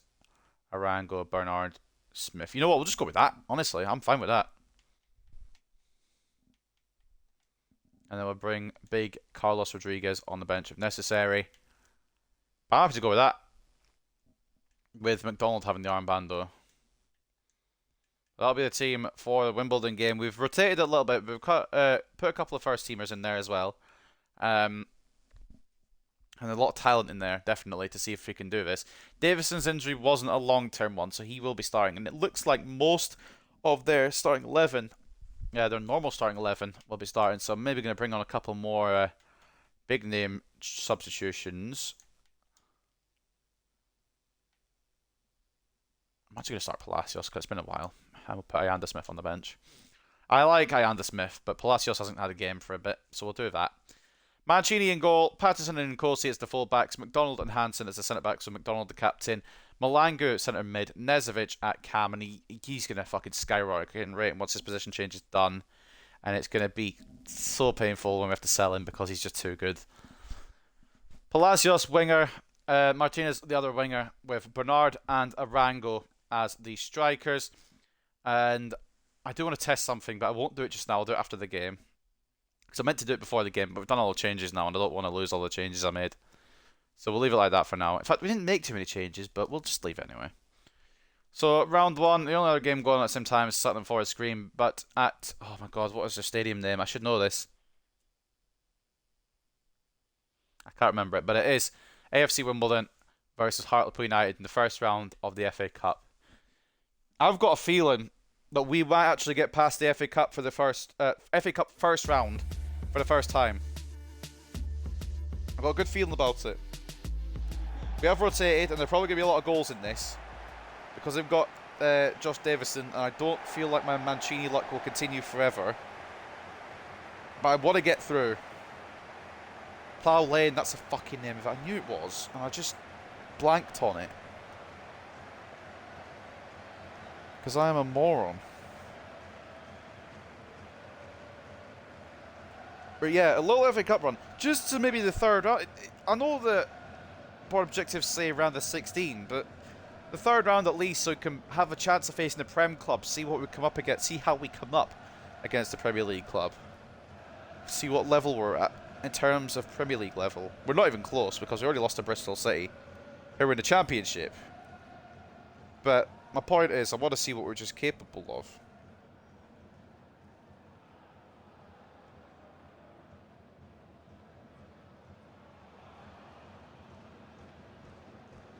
Grant me that at least, can't you? Video game, thank you.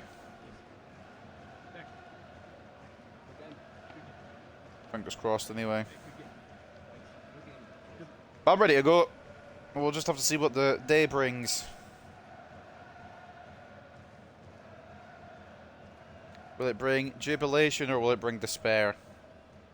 Will we get past the first round of the FA Cup for the first time in this career mode? Or will we fall on our faces at the first hurdle once again? There's two chances, and I know what chance I'd rather have. But I've got a horrible feeling that I know what chance I'm going to get. That man, Josh Davison, up top for them. I'm not confident, but we shall see.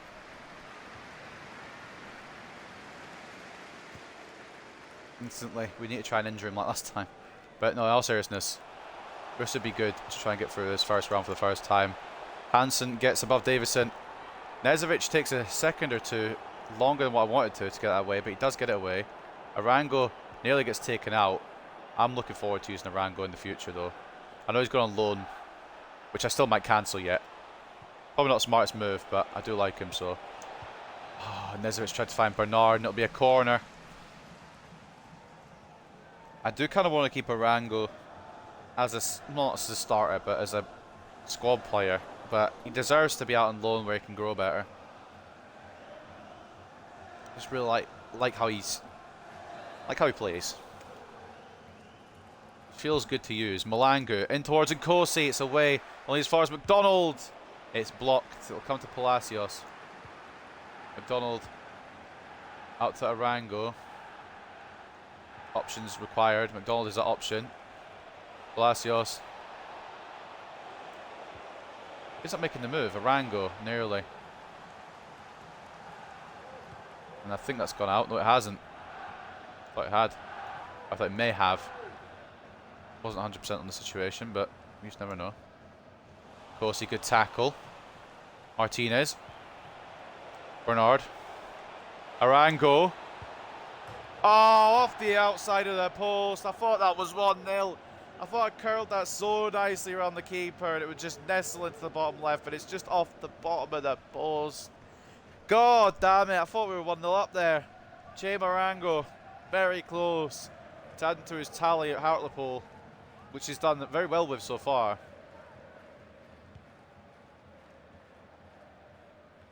Can't win that with McDonald because he didn't go in front of Pell.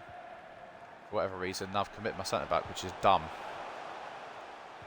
And I've committed my right-back, which is also dumb. But Hansen cuts it out.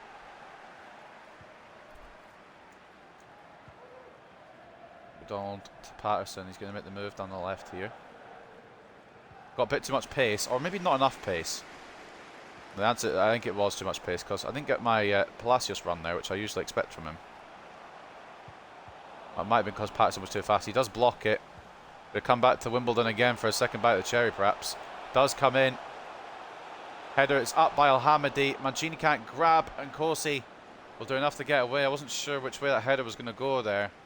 I was hoping Mancini would come and grab, but couldn't reach. And Bohang Malangu brings it away. Out to Nicolas Palacios now. Inside, Axel Bernard. Can he find his feet? No, he can't, but he did make his teammate... made two Wimbledon players take each other out there. Which is quite funny. Give me some comedy, at least. Can get a shot off. Nkosi, strong in the challenge. I like the way Nkosi's coming along. I hope he is a long-term player for this team, but I don't know how I'm going to do it. Because he'll always be a backup to somebody, whether it be on the right side or whether it be on the left side. He'll be back up to Alonso, and probably McGregor as well, the way McGregor's been playing. And then the left side, he'll be back up to Moffat. Hell, maybe even Patterson. Good effort from Pell. It's held by Mancini despite the power. Another good save. As long as it's not in the back of our net, I'm going to keep calling them good saves. Palacios, cracking turn. Bernard, he's got Arango there. Will he use him? I mean, he tried to, but the pass was... That was an awful pass. I don't know what I was thinking. Good block by Nezovic, who always seems to be there. To say he's not a defender, he's got good interceptions. That should be Patterson's, no problem. And it will be Patterson's with no problem. Jay Hersey putting some pressure on, but we'll get it to Palacios. Returns his man for the 15th time today. Palacios inside to Malangu. Arango's made the space. Arango's gone for the diving. Why has he done that? Volley it, mate. Gone for the diving header for. I mean, it's an interesting idea, but I wouldn't recommend it. Malangu. Ball in towards McDonald, who is a tall man, but he's also a very far at the back post man as well. Arango, it comes down to him. It's blocked. It's not like he's not been trying today, Arango. He just hasn't found the breakthrough yet. Nezovic getting pressed by Davison. We're just going to have to build from the back again. McDonald. Oh. What was up with my players moving there? It wasn't the pass at all. It was the way that my attacker moved behind the defender. It was an easy interception. Made it to be an easy interception. Malangu. The pass would have worked had it gone the right player. Axel Bernard, though. Can't. Oh, I tried to switch it to my right. I should have maybe just gone for it to my left, but Pierre. Good tackle for Wimbledon.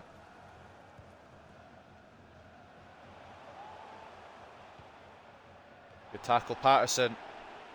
We've gone 214 minutes without conceding, plus whatever injury time, so probably around 230 minutes without conceding. And that streak will come to an end at some point, but I'm enjoying it for now.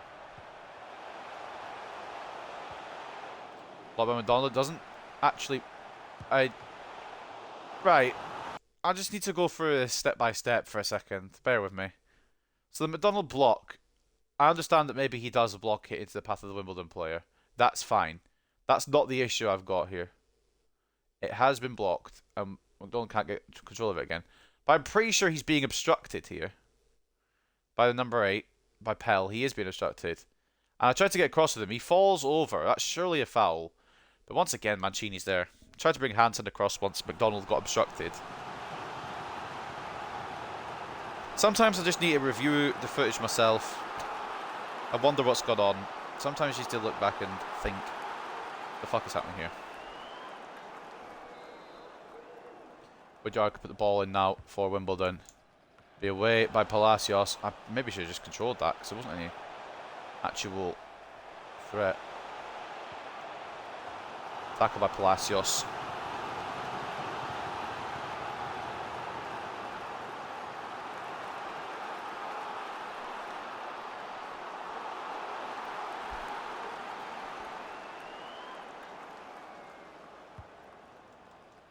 Oh, don't. Not to Davison. Anyone but him. Lango can't keep fucking possession, though. I thought I'd gone top left. I genuinely thought I'd gone top left.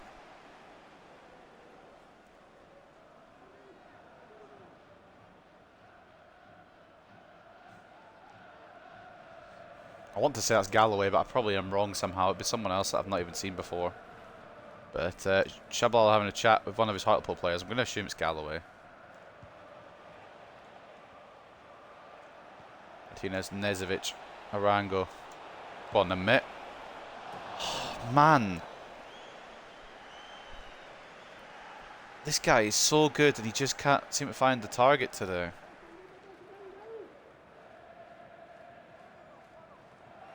Go off the back of that post. The post holding the goal up rather than the actual goal post. Holding the net up, I should say.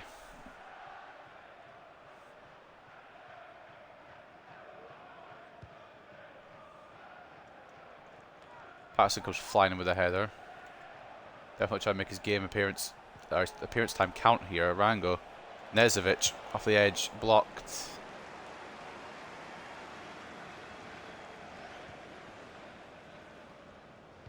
Nezovic, when he does his position change, so he shoots like a 75 or something, I'll feel unfair using him, really.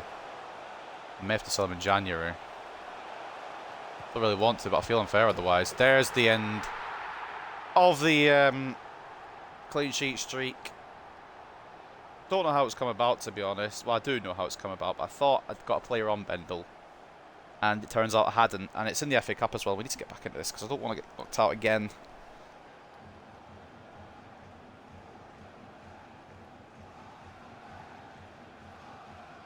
It's a good finish at the near post. McDonald was behind his man rather than in front, and there's no stopping that. This is a bollock, really, but what can you do sometimes?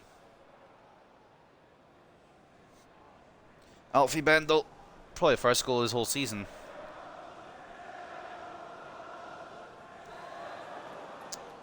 Plough Lane, the home fans are happiest, as it'll probably go into a break at a 1-0 lead. We might get a chance here, but I don't know if the game will give us it. It's a good tackle, and that will be half-time. Shit.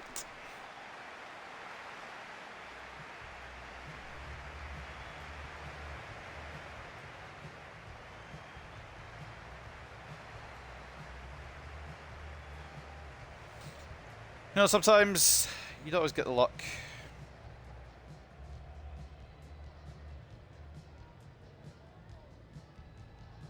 Still got time though, got a whole second half to play. No worries yet. 0-0 between Sutton United and Forest Green in the other game. And it's really 50-50. It's just a bit of luck, although our accuracy leaves a lot to be desired. Going for a bit of speculative efforts rather than well-worked efforts, which what we need to be doing. 51-49 in terms of possession though. 6 shots to 5 and 1.4 expected goals each. We should be in this, and we might get back in this. Bear with me, guys, a second.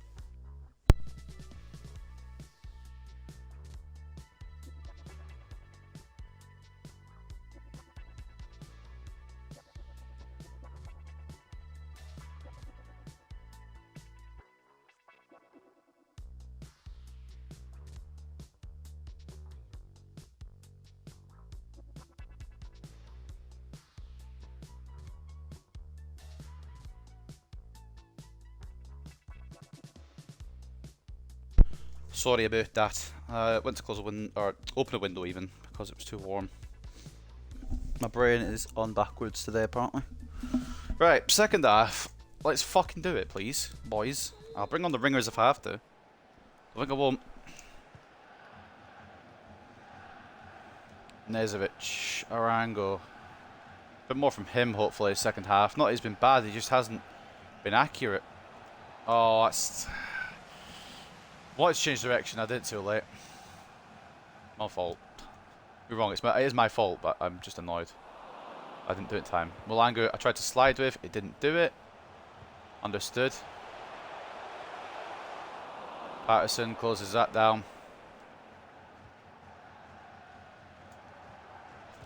Palacios, mate, put some effort into it. I'll just sub you off, lad. I want to get past the first round, and you're passing like that. It's not going to help. Fucking hell. What a horrible feeling. It will not let me. It will not let me switch to my other player, and it is 2-0 Wimbledon. Now, you might be asking, because I certainly fucking am, why am I not allowed to switch to my other player? I wanted to go fucking Nkosi at the back post because I knew they'd play that across. But the game doesn't let you switch. I press LB and the game is like ignoring me. I want to be fucking Nkosi here so I can cut this off from number 12. And the game's like, well, actually, we'll wait till he's played the ball in. And then after the header's gone in, then you can switch. It's so stupid. It's a good finish and a good bit of play from Wimbledon. But I just want to be the player that I want to be. And I know that's a big ask. But fucking hell, FIFA. How many years have you been out for? The player switching just feels like shit this year. I'm probably knocked out now. It's just fucking annoying. You're pressing me like nobody's business. I can't even get a ball through to my strikers. Probably sit far back as well. Alright, an insta goal, please. Insta reply. Can't fucking take it on because there's too many players. Malangu. Oh, it's a save. Oh, Sanev's going to be the fucking next. I don't know. I can't speak. I'm getting annoyed.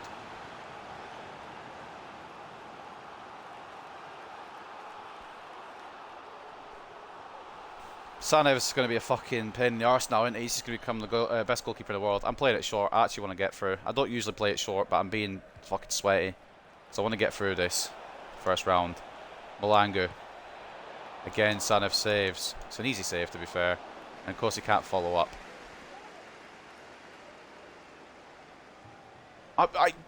That's the fucking situation. I want to switch to Palacios earlier. And if I am Palacios earlier, I probably cut that out. Oh, it's gone through Hansen's legs. I'm ready to throw his game in the bin. I'm ready to throw his game in the bin, you know. I can't be bothered. We're getting knocked out again, and I can't be bothered. I told you by the third game I lost all interest in this episode. It's undeserved as fuck. This is just so undeserved. Granted, we've not had the shot accuracy to really match Wimbledon today, but it's done that thing. The game's done that thing where it just decides the one team's going to win, the other team's going to lose. One team's going to turn into prime Barcelona, and the other team's going to turn into prime dog shit. And then the goalkeeper of that team that's turned to prime Barcelona will turn to prime Neuer. I'm getting sliced there, and there's no foul. There's no earthly way that could be a clean tackle. Hansen wins the ball back. Right, let's just try and relax and try and get one back. And try and build something here. Let's just not lose my mind just yet, even though it's already gone, kind of. I'm a little bit annoyed that Palacios tried to pass on his left, when for ages I wanted to go off his right, but that's okay. Malangu, Arango, I can't even do a successful pass now. The game's falling apart. This is the part where the game's falling apart.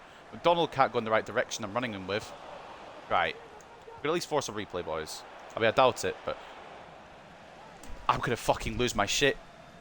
Apparently every touch has to be the heaviest touch known to mankind. Every touch has to be the strongest touch in the world. And they know where I'm going this time. They can cut me out. McDonald's off the pitch.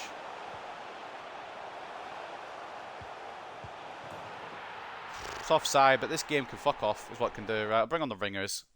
See if I can save anything. McDonald's got a knock. Lovely. Bring on Galloway for him then. Right, come on, fellas. Try to do something about this.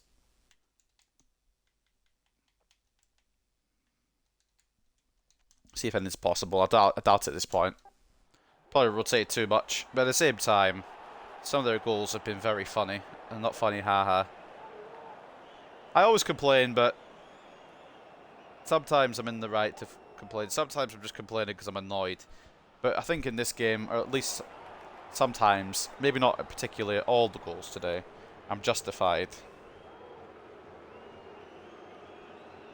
We're changing all of our fucking second teamers off for the main teamers and hoping that something can happen here. McDonald has got a knock, so we're bringing him off as well. Don't want to risk anything more. Mills. And the ball. I've done a simple A pass and the game's like, well, we'll just wait until they can intercept it, then you can have the ball. Oh my god. If this game plays one more incorrect player, I might just jump to result, genuinely.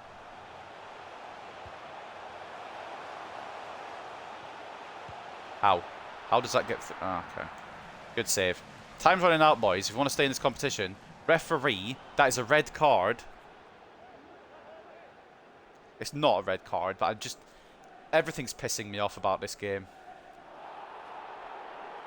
Wimbledon have been shit in the league all year, suddenly turned up in the FA Cup today. We've got 18 minutes to try and figure out a solution, but I doubt it's going to happen.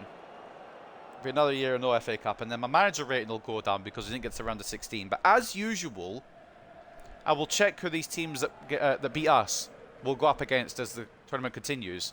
And I want to know if we would have beaten them, the teams, towards around 16. And if so, then fair enough. If not, then the game can suck itself. Rodriguez.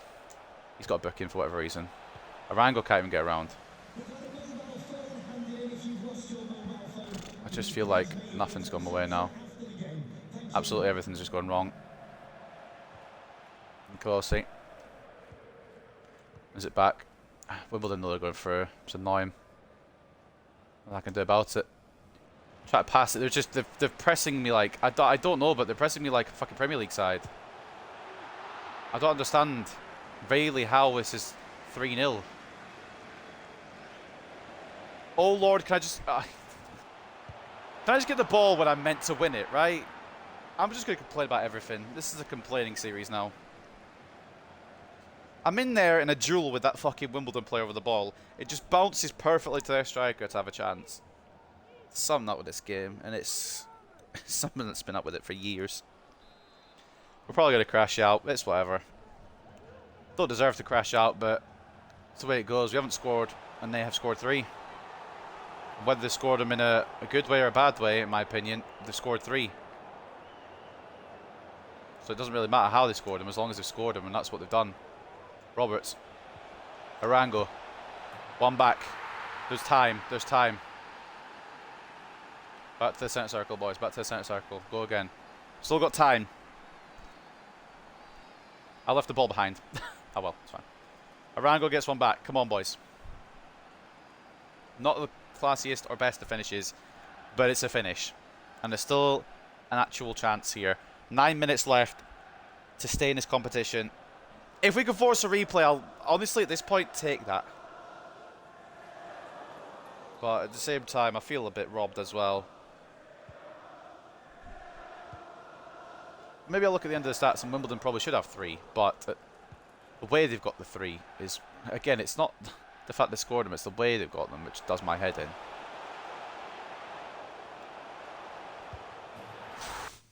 I just want to know. I'm going to have to get a forensic investigate here, but I need to just know myself. Why have both my centre-backs gone to the same person? And how have neither of said centre-backs got the ball? It's bounced off of fucking Galloway's head perfectly into their player. I tried to rush out with Mancini. He's put Mancini on his arse. That's the game. Game, set, and match. This is the stupidest game I think I've ever played. And I can't keep saying that, because I say that every game where shit goes wrong. Because I think there's probably about 30 or 40 career mode games now on this channel where I've said, this is the stupidest game I've ever played. But in some situations, I'm just getting pissed off. But some situations, it really is the dumbest game I've played in my life. What are the odds of it? Both my centre-backs commit to one man for no reason. I've not done that, by the way. Both my centre-backs commit to one man. It bounces off my one centre-back's head straight to their striker. That's not football. That's bullshit is what it is. I can't take a ball with Roberts. I'm going to get tackled because I've got no support in the attack. I think the whole team's given up, and to be honest, I don't blame them. Win the header at least. Nice. Right, might be a chance here still. I don't really know how. Arango again, please. Right. The impossible is still possible. Jim Arango gets his second. Can we pull off something stupid here? Probably not. But the option is there. It's a good finish from Arango again. He's definitely got talent. Even if we don't get through, he's definitely one for the future. I feel a bit robbed. And I've said that already. And I'll say it again. And I'll say it many times more as well. Because this game's a bloody joke sometimes. Right.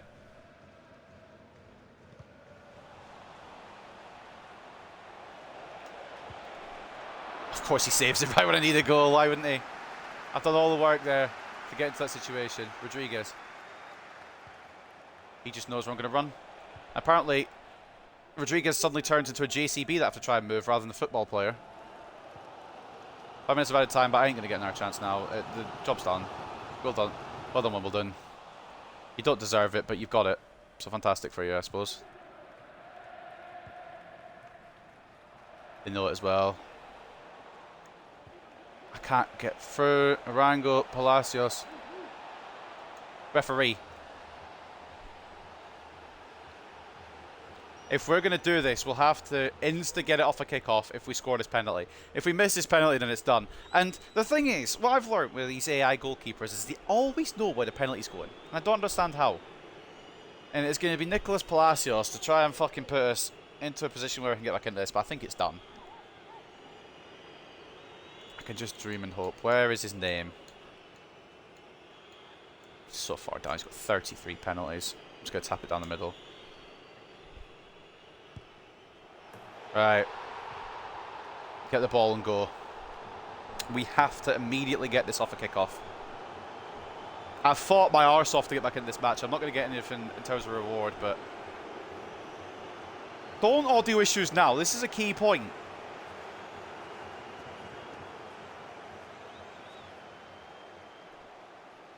Can we do it, boys? Can we, please? Would be nice, but I doubt it. Probably be full time as soon as the referee blows his whistle.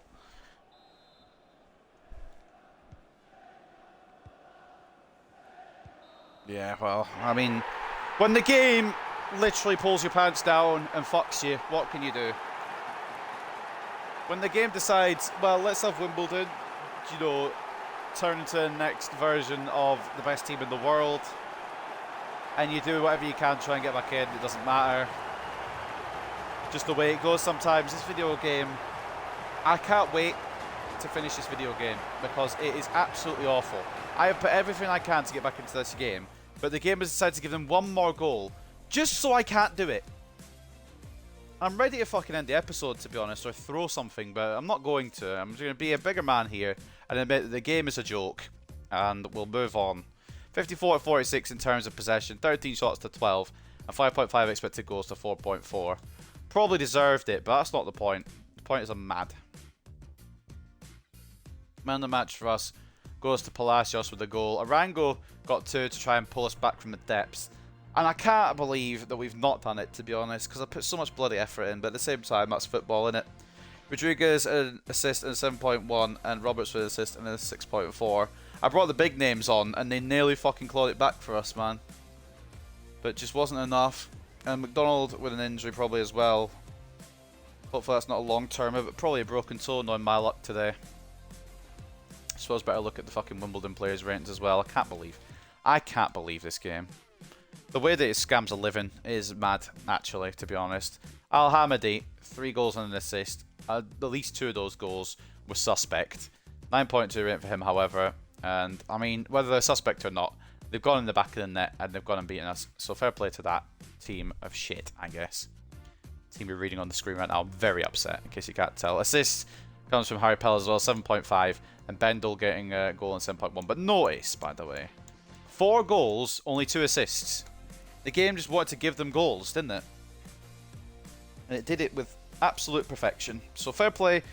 I've been beaten there by FIFA 23. I'm a sore loser, yes, but rightfully so in this fucking case.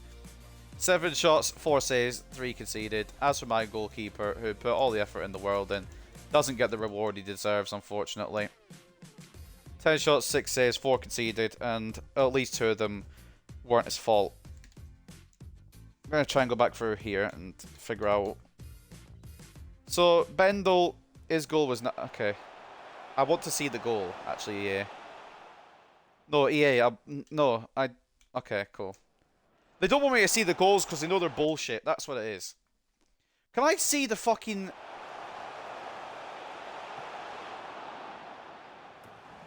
I want to see the goals! Oh, fuck this game. Oh, we can see my goals. That's weird, that. We can see my goals, but not their goals. Can we see them now? There we go. So, this was the 3rd one, and the first one I would deem suspect. Because it's just a rebound goal, innit? I don't get any of them.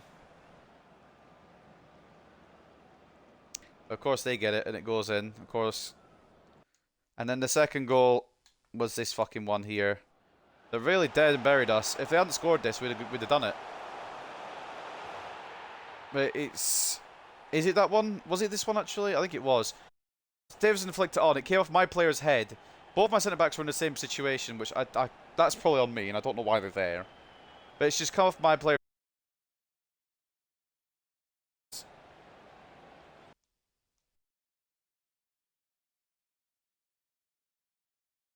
Okay.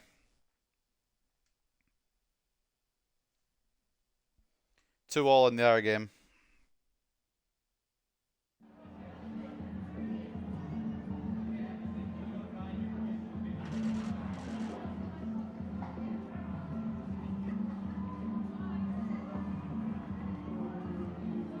Of course I'm disappointed to go out. Why would I be happy about it?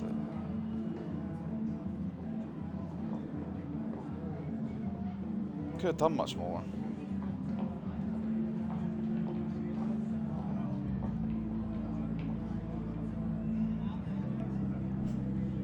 Why did my team come up short? Ask the developers, mate. They're the ones that beat me today.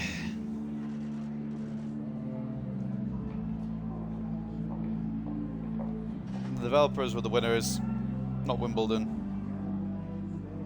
And it's the third year in a row where we haven't got past the first round of a cup competition. Which is very stupid, to be honest, because this... I mean, the Colchester one last year was a bit silly as well, but it was deserved. We went out in the first round of the FA Cup last year. This one has just been absolutely bullshit from start to finish. Well, I say from start to finish. The whole second half. The first half was absolutely fine. It was nice, calm, relaxed. They got the leading goal, which was a good goal. And then the second half just decided to go into oblivion. So that was cool. Rafa Contreras and Harry Howell will be missing on international duty as well. And a bruised shoulder injury is all we've got for Shane McDonald. So it's not serious, thankfully. Rob Patterson was happy to get the game, but we did lose. He did alright. Nothing special. And Tommy Sheehan is brought up. And he probably will be sold on. He doesn't know that yet, though. So before we continue any further... Let's try the thing I was going to try with Munoz. I'm just going to try it because I don't see how he's going to work as a winger. So lead the movement centre mid or movement striker. I'm just going to... I mean... His stats don't really lend to it, but I can't use him on the wing because he just doesn't work, if that makes sense. He just doesn't feel like a winger. Maybe if I upgrade his pace a bit more, maybe he'll feel a bit faster and he'll feel a bit better. I don't know. How close is Nezovic to his position change being completed? He's done it, right? This is where he shoots up to about, what, 70? What are we saying? 75? 70? Yeah. This is unfair now.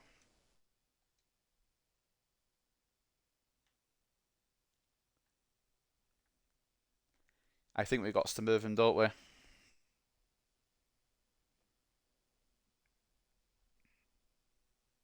He's a very good player, but he's way too good for the club.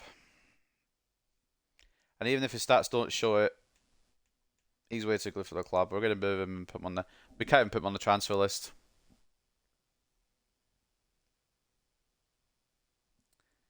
I reckon we put him on the loan list because he's just too good. And I can't justify using him if he's that good. He's going to say, why am I going on the loan list? I feel like I'm doing good for this team. But I just feel like he's... I just feel like he's too good, and he is too good. I knew this would happen. So to say, Gaff, I'm really enjoying my football at the moment, so I'm not sure a loan is the best thing for me. A loan can move your career forward. And realistically, I do want to sell him on, but I can't because I just bought him in the summer. I just... The thing is with Nezovic, and we'll just talk a little here while I'm thinking before we go into the next game, while I'm calming down from that previous game. I was meaning to bring him in as a left back, and I didn't, if I'm being honest, I didn't pay too much attention to his stats, which is on me, and I'm aware of that. But ultimately, at the same time, I didn't think he was going to be this good. And I am going to move him on because I feel like it's the right thing to do and a realistic thing to do. There's no point in having someone that good here because, I mean, he just shouldn't be. And while we're talking, I'm going to move some of these players on or loan them. But he's just too good. And he shouldn't be here. And we'll just call it an experiment that hasn't worked out. I think it's probably the best move to go with. And it's not that I don't like Nezovic and I don't want him in the team, because I absolutely do. It's just, he's too good. Just way too good. Now who, I guess Guzman will have to go. I got to sell one of them. And loan another. And we'll loan Nkosi again, because I do want Nkosi around. What's up, Mia? Welcome. Let's try and think who else. While I'm offloading and getting unmad after that game, figure out who we want to move on here. I think Nezovic has to be moved because he's just too good. I know the point is getting too good, too many good players. I don't know what I'm trying to say. The point of the career mode is to get good players, but this man is too good. And I know it makes no sense, but he just is. Alright, that's all that matters. I think everyone else is fine where they are. We've got a lot of strikers. Maybe move one on. Or at least loan one. I think Bernard will try and loan out. Arango's already been loaned out. He's a real apple to my eye in this career mode. Right. Up next, Forest Green. And we're still in third. We're still doing alright in the league, even though we got knocked out of the cup, which I'm still upset about. I'm like I got a clue what you're waffling about. Football, pretty much. We got some replays there, but unfortunately we didn't get into those. I feel like sometimes in the FA Cup I'm losing because the game wants me to. Like, that game just did not feel right, somehow. Felt scripted to fuck, but I'll keep complaining, but I'll know I've lost and probably deserve to lose still, but I'm still very upset about it. Right. Play the next match. Nezovic is too good. So he probably won't start, unfortunately. Although I will still use him. He's still in the club. Oh wait, have we lost the cunts now? Hold on. What was the time thingy? 14th to 20th. What are we on? 16th. How many games do... Oh, it's the most important game of the fucking stream. And it's the one... whatever. I'm pretty sure bloody McDonald's still injured as well. Let's put K in, but we'll not do that. I will figure out what I want to do in a second. McDonald... Oh, he's back from injury. Okay, that's fine then. And Hansen in there. McGregor, Moffat, that's fine. Mancini can stay in. I'm not blaming him for that game fully, although he could have done a bit better. Fuck it, I'm sorry, Nezovic, don't care. But I've still got him, I'm using him, even if we're going to move him on.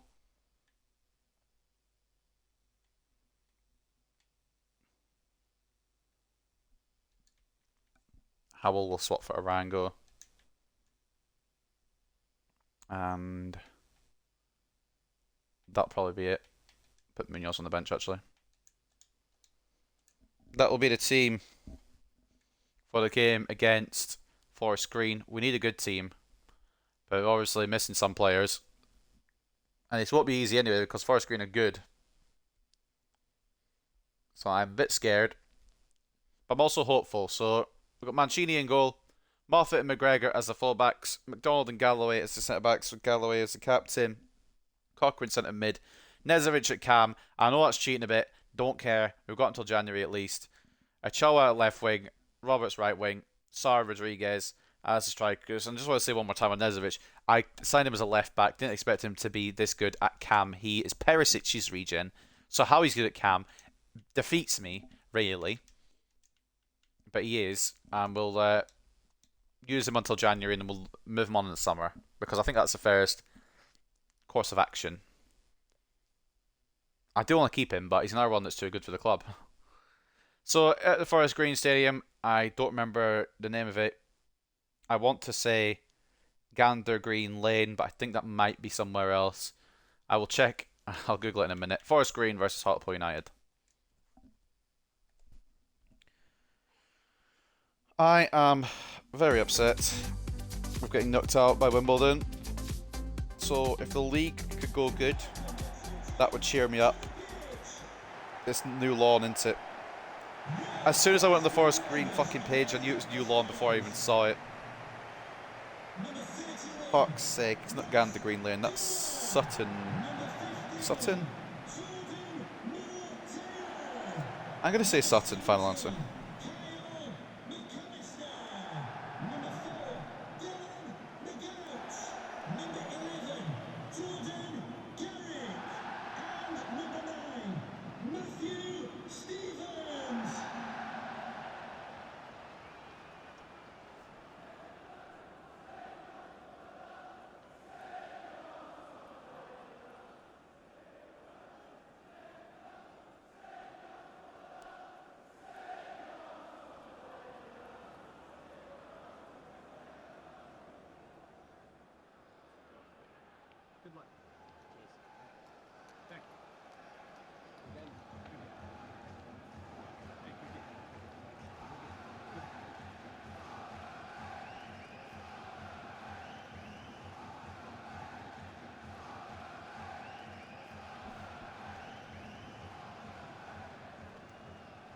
Right, let's recover here, boys. Because I want to. That's it, because I want to. Thank you. Enjoy the game. Mancini has been good in the league. Hopefully that stupid game against Wimbledon in the FA Cup doesn't knock his confidence. If it does, we'll probably have to put Duncan back in, but if it doesn't, then good. A new lawn then, we kick off proceedings and hope we can put Wimbledon in the rear view mirror and focus on the task at hand, which is trying to get back into this title race. Although with Exeter, Doncaster, they keep on winning, so it's not too easy. Nezovic to Roberts, Rodriguez tried to play it through to Sarr, was just looking for the perfect time to do it. Well defended. Balls across to McAllister. Moffat's keeping an eye on him. Kinda. Now today, can we have no centre-back scoring in the same position at the same time, please? Get blocked by McDonald. Exeter have scored inside 2 minutes. Okay, right, I think they're going to win the league, aren't they? Roberts to Rodriguez. He could score here, baby. Oh, just past the post.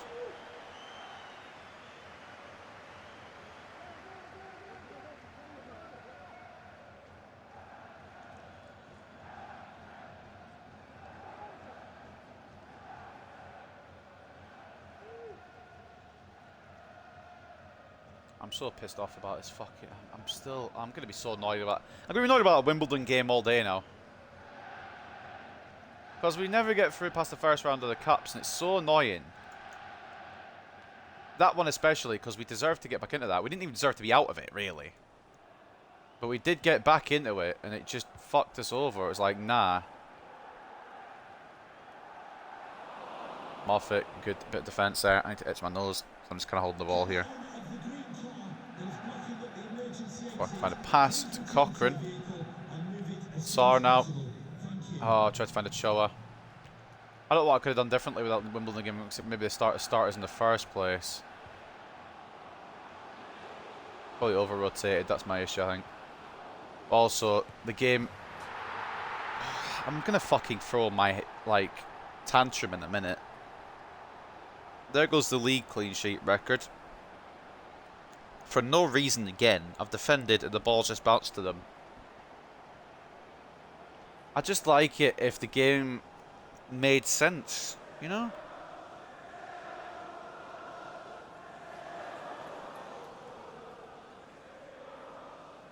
I've got the tackle in McGalloway and it bounces perfectly, inch perfect to the striker. Now, the amount of them I've had is very low, but the amount of them the opponents have had is very high. So let's see what's happened here. Has it gone through his left foot on the way through to hit his right foot? Because if so, I'm going to fucking throw a tantrum. I think it has. I think it's past his left foot. Gone off his right foot. That wouldn't bounce like that. That's not how it would bounce. You take it into a stride. It wouldn't... I'm sorry. No, the way that that's bounced is unnatural. It's... If that bounced off the side of his foot like that, like it has, it would settle on the floor. It wouldn't suddenly leap over. Does the ball dent itself there, did I just see? It's like there's a dent in the ball there for a second. I'm over-analysing it, but pretty much I should have defended that and the game's not let me. Again. Every stream ends up like this.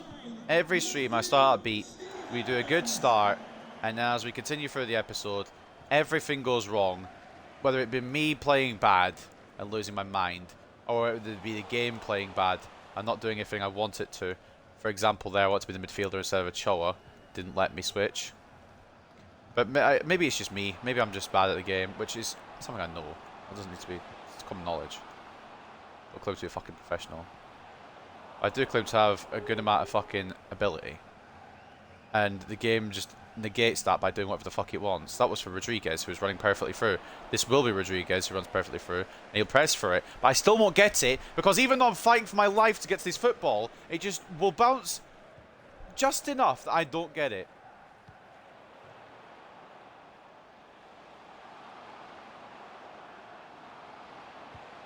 Players started off today so well, and then suddenly they just seem to fall off a cliff. I'm not sure why. I'm getting head-butted, and it's not foul. At least the ball's bouncing back to me a little bit now that I've called it out. Ochoa. Down the left, he's got nobody in the box. Which is kind of annoying, because you expect a striker to be there, to be an option. It bounces to Sar, and then bounce perfectly off a Sar to their midfielder. Okay.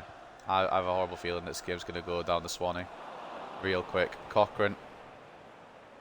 Ochoa. Cochrane. Move, man. Thank you. Thought Rodriguez was going to tackle me there. I was about to yell.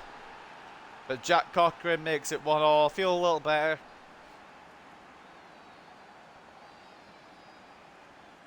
Just annoyed that I have to work harder for the goals I score, but at the same time, at least I scored one.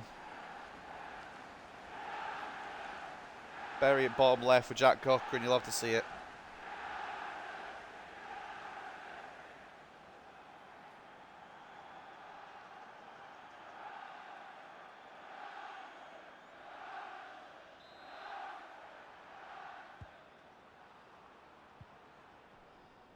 One all now at the new lawn. Should never have been 1-0, but you know. Should be to us, but not to them, because it's bounced unnaturally off my defender's foot. I want to see how these physics work in real life. I kind of want to try this as an experiment in real life, see if it would bounce the way it's bounced in the game. I've gone a different direction with Cochrane there. And I'm assuming it's gone through my foot and hasn't allowed me. I've lost all, you know, hope for this fucking game again today. Every episode recently is rinse and repeat. Start off smiling, happy, positive, end up wanting to not play this game again for another 2 days.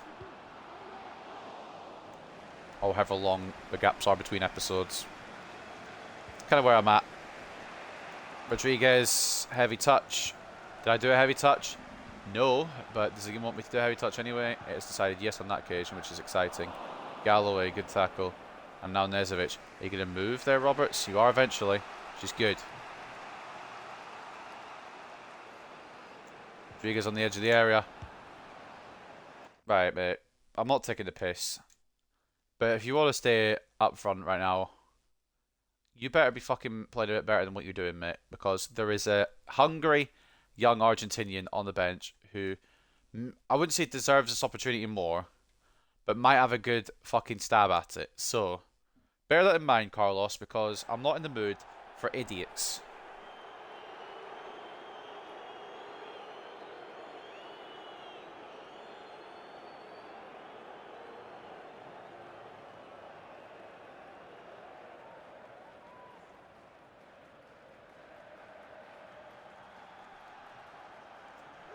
Goal kick.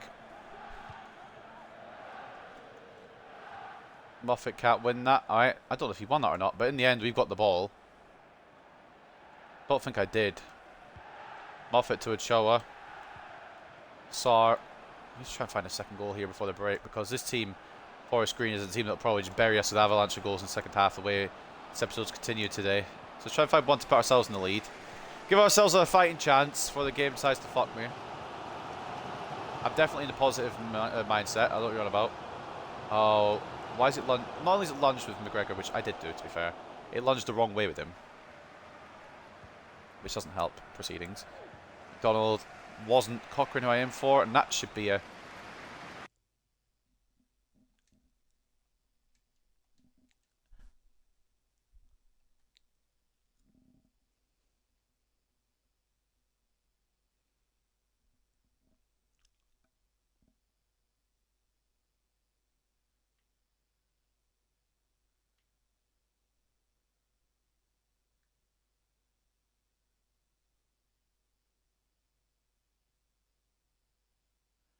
So because his foot's gone through the ball, it's a clean tackle.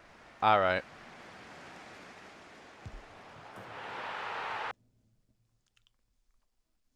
I'm going to sit here and just have a little think, because I don't know what's happened between game 1 and 2 and now this, well, game 3 and 4, I guess. The game was working. It's not because I'm winning then and I'm losing now. I just want to make that clear. I'm fine with losing, absolutely. That's not the problem. That's a dirty tackle, but because his foot's gone through the ball, it's classed it as a clean tackle. And then they've gone and scored from it. This game makes me want to headbutt a wall.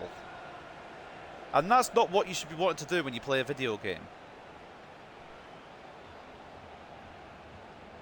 It's a good ball over, and it's a good finish as well. Mancini should be doing better. I think the Mancini streak's ended, unfortunately. That is the stupidest bit of shit I've seen. I can't say in a while, because I literally played a game, what, maybe half an hour ago, and that was dumb. But that tackle makes absolutely no sense. The ball his foot has gone through the ball, but he's also gone through the back of my player. And if you're going through the back like that, that should be a foul, regardless, should it not? Oh, Ochoa, do you want to just fuck off then? None of the players don't want to do anymore. They've just gone their own way. First two games, they were very respondent, and they just did what I wanted them to do. And now they're just being idiots. Like, I'll take some responsibility, most responsibility, because I'm not playing as well as I was. I've lost my head a little bit, truth be told. But at the same time, the players are moving perfectly fine 2 games ago. And now they're not. Good interception by Moffat. Can we counter off of this? He's got the pace, certainly. But they've got so many players back already, and I'm not going nobody up. Moffat's run the whole way here. I've had a goal before the break. Might as well shoot it myself. No fucker else is making an option. 2-1 at the break to Forest Green. Probably the right result, but I'm still not happy about that fucking second goal. Not that it'll change anything. The second goal will still stand.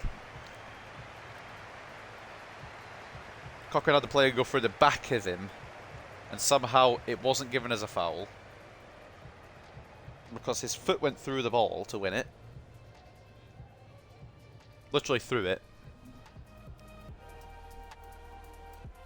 And it's ultimately led to a goal. And Exeter are actually dropping points as well. Fuck's sake.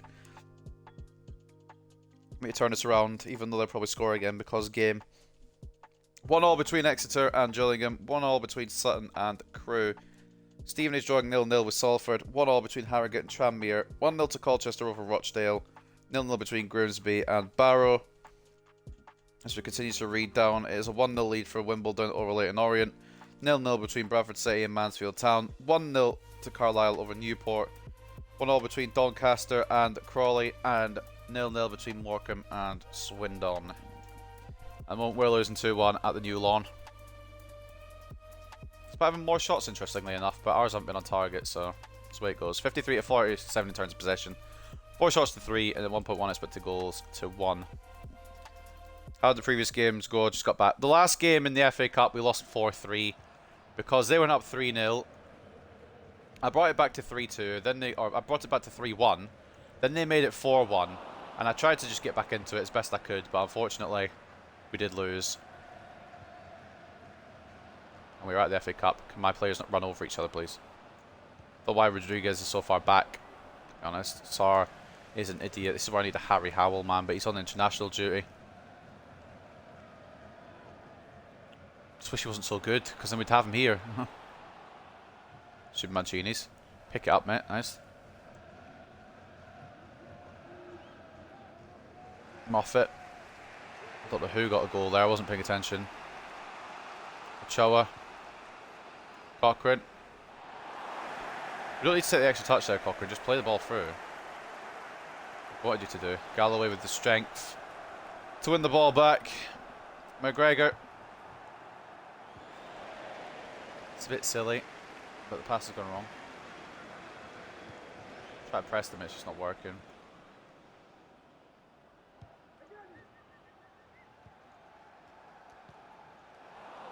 Interception, Cochrane. Now Sarr. I've aimed it for a. I'm at a loss. I'm at a loss with passing in this game. Why does it go to a player that's a lot more difficult to even get the ball to? Tries to play more difficult pass than what is required. Shot by Stevens, saved by Mancini. We should get it away. Of course. Good press, to be fair, by Forest Green. Donald gets the touch, but it's still not away. We're going to play it all the way back. Rodriguez dispossesses, now Sarr has everything to do here. Not a lot of options on. Ochoa provides himself as one. They're already back. This is ridiculous. The speed they get back is mad. Sarr try to go back in for it, but loses out. Okay, I'll probably be happy with a pointer, to be honest. Sarr. Stevenage get closed down in it. Sarr's not really been it today. I'm wondering whether to bring on Arango. I know he's tired, but he's good. Roberts. Alright, never mind. That's all Roberts, but we'll take the fucking sweaty goal and the equaliser. I can't get Sarr out of the net. Sarr, get out of the net. I'm trying to navigate him out of the net. Whatever. 2-2. Good run from Roberts. And he played it at the perfect time across to Sarr, who all he had to do was just tap it past an empty net, really. It was a 3-yard, 2-yard maybe, empty net finish. Roberts did all the work. Got taken out by the goalkeeper. But ultimately Sarr was there to finish it off. And that puts us back in the game at 2-2 now. Can we go and win, please? I would very much like it. I mean, I'm not really offended if we take a point from Forest Green here, but I'd be offended if we don't get anything. It's going to be a free kick here now for Forest Green with McGregor. A little foully there. Stevenson coming back on, or coming on I should say, for Bunker.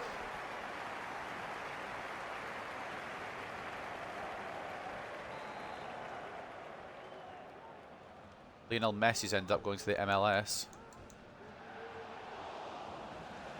Mancini catches it. I was wanting to try to head it with Galloway, but that works too.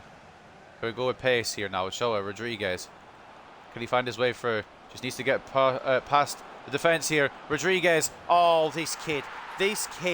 Carlos Rodriguez. He's an absolute talent. And whether we deserve it or not, I don't give a fuck. We're winning. Carlos Rodriguez.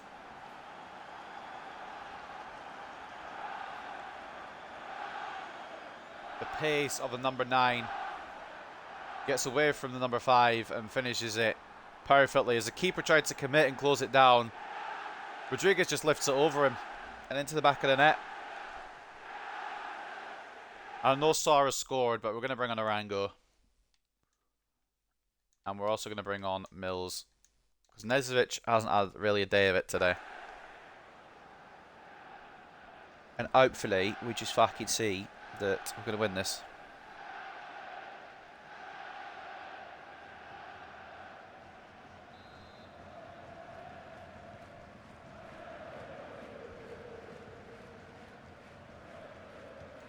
say the dying ember. The commentators just the big moment in the dying embers. It's 20 minutes till the end of the game. They'll probably score again with Forest Green. It's the way this game goes. It's the way this game operates. Hell, they'll probably even score again. I don't fucking know where this game is going to go at this point. Well, the ball's not going to go to the right player. I'll tell you that much for free. I could tell you that before I even started, though. Good tackle by Moffat. Donald Cochrane. And now Arango asking for it. Choa's there. Will it go to him? It will. Now Rodriguez. Will it get to him? It won't. Bit fast.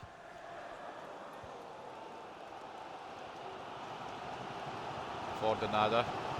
That's unfortunately in Peruvian. I don't know if it is. I think Peruvian's even a language. It's probably Spanish. But I don't know what the word is because I don't speak Spanish. Cochrane to Ochoa. Arango. Rodriguez. Just went to turn and play it on one more to Curtis Mills. It didn't happen. Sutton leading, if anyone's interested. I'm more interested in the extra score, see if they've gone and taken a lead or if Gillingham have held them so far, to be honest. Pressure there by Galloway really helped, but I thought that shot was still going to sail top corner for a second, although Mancini had it covered. Roberts cuts inside. I want to get to Rodriguez, but there's too many men there now. Give it to McGregor, who didn't take a touch for once when I wanted him to. Weird that. How the players I want them to take a touch don't, and the players I don't want them to take a touch do.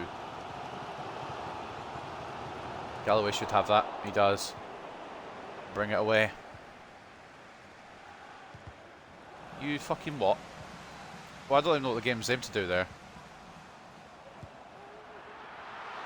Plenty of players there to close it down as well, but an easy save from Mancini, who feel a bit bad for him some of the goals he's conceded today, but rightfully Forest Green do have to. I'll be honest, they probably do deserve to.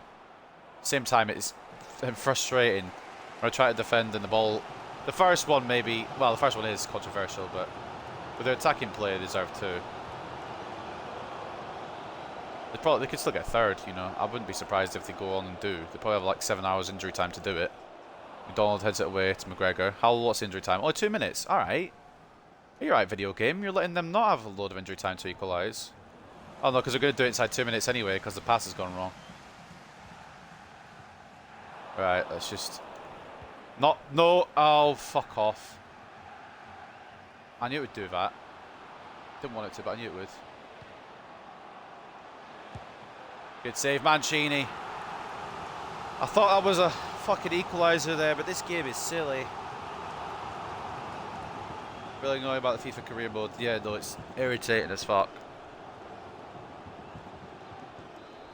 Can we get this clear, please? Without any issues, please. Please, please, please. Can I go McDonald? Tall defender, perhaps. Thank you. Bring it away, Rango.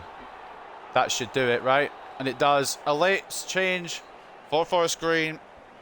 Oroz coming up for Garrick. It doesn't change anything. We've somehow gone and got the win. I don't care how we've done it, but we've done it. That's all that matters to me. Their first goal was stupid. Their second goal was good. Our goals were a bit dumb as well. I nearly pulled my headset out. Because for whatever reason my cables are tangled around each other, despite me not even moving my cables. A 3-2 win at the new lawn then.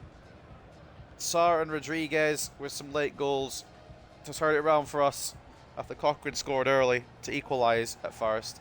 Got 2 equalisers and then we ended up getting the winner. And it was a smooth finish as well for the winner. We'll see it again. Rodriguez getting played through.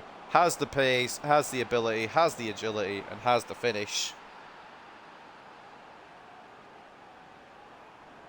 Clear of those defenders and placed perfectly past the Forest Green goalkeeper. The 3-2 win. We'll take a look at the stats and see if it's what we deserve, but it's what we got. I'm hoping other teams above us have dropped some points. I'll take it. Maybe don't deserve it, but I'll take it. Every shot we had on target went in, so I can't complain. 52 to 48 in terms of possession. 7 shots to 6 and 2.6 expected goals to 2.1. Probably should have been a draw, really, but sometimes that's the way football is. I've learnt that the hard way, and now Forest Green have learnt that too. Man of the match for us, you can pick between Fran Ochoa and Ricardo Rodriguez. Ochoa getting 2 assists off that left-hand side and a 7.7 rating. Carlos Rodriguez with a goal and a 7.7 rating as well. An assist as well coming from Ethan Roberts, 7.4. Mancini definitely picked up his performance in the second half after those concessions in the first. 7 shots on his goal, 5 saves, 2 conceded. And a good day from him again. Other goals coming from Sarr with a 7.2 and Cochrane with an even 7. Man of the match for them was Charlie Thompson, who looks like a right-back regen who I might be on a little gander at 69 rated. Could be the man to replace Ramon Alonso if I don't want to proceed with McGregor. So we'll put him on the transfer list, or on the shortlist definitely. He gets an 8.4 today. I've clicked the wrong button. Matt Stevens with a goal and an 8.2. McCann with an assist and a 7.3. The other goal coming from Harvey. I was going to call him Harrison for whatever reason. Harvey Bunker. 6.9. Have they got any other regions? We just want a little check around that. The Oros kid is 70 rated and he just came on at the end there. Anyway, that will do it for that game. And we'll go to the post-match interview. We've got one more game left today. Exeter did end up drawing. I don't see Doncaster's result and I didn't scroll down in time.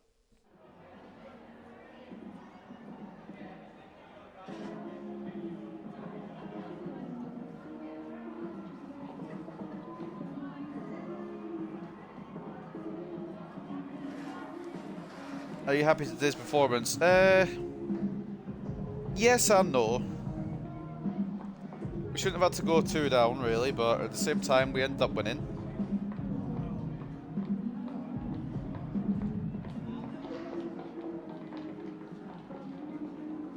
Managed to get inside and go and win in the end. Didn't seem to be much between the teams. I mean, we'd have to control games better, but we'll just say we'll stay positive. I don't want to lose the morale.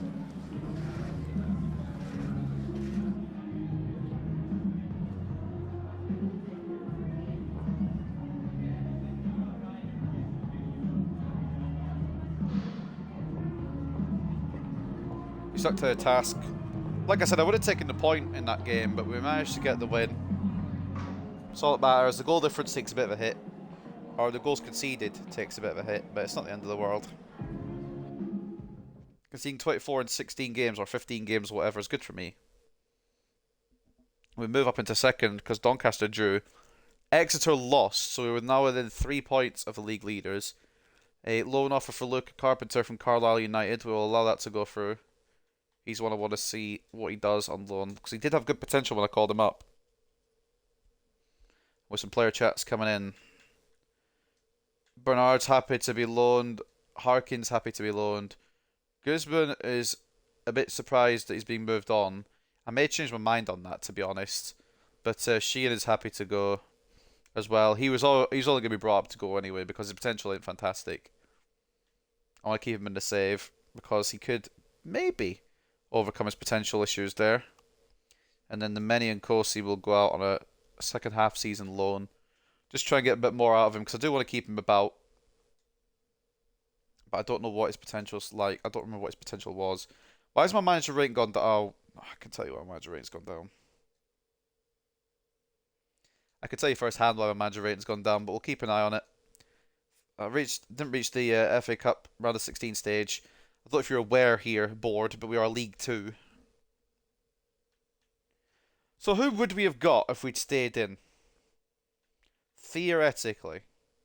Who are Wimbledon going to be facing? Am I blind? Bristol Rovers. Well, we might have beaten them. I don't know. I guess we'll never know because the game didn't want me to go through. Alright, up next then, the final game of today's episode. Thank God. That Wimbledon game's kind of thrown me off for today, but it's okay. Because it's been a good episode otherwise, notwithstanding that FA Cup game. So, we'll take it. 3 league wins, potentially a 4th here against Stevenage. It should be a 4th here against Stevenage, because they are bottom of the league. So, if we don't win here after winning the rest of the games, I'll be a bit annoyed. Take a look at the news then before we do go in, however. Mancini saved decisive against Forest Green. Mancini's heroics in goal helped Hartlepool United preserve the 1-goal lead in the win against Forest Green Rovers. The team of the week announced, we have nobody in there. Do Forest Green? Yeah, they have Charlie Thompson, who I need to add to the list in a minute. In fact, we'll do it here. Okay, he looks quite decent, doesn't he? Maybe the right back change that we need while Ramon Alonso is out injured. Let's have a little eye on him. Keep an eye on him. We're not going to potentially go for it. Some transfer news here with Nezovic going out on loan. The thing is, I don't want to loan him out, but he's too good for the club, and it's the best I can do for now. Bernard will go out on loan, and Kosi will go out on loan, and so will Harkin, hopefully. Guzman will maybe change that. But at the moment, it's on the transfer list, and then Sheehan is on the transfer list as well. Let's say his career's gone into turmoil. I don't think it's turmoil. I think he's probably okay with leaving. I don't think he's going to cry about... Well, he did cry a little bit about it, but... Probably the right move for everyone involved. But anyway, the final game of today. We've got Hartlepool versus Stevenage. I believe the...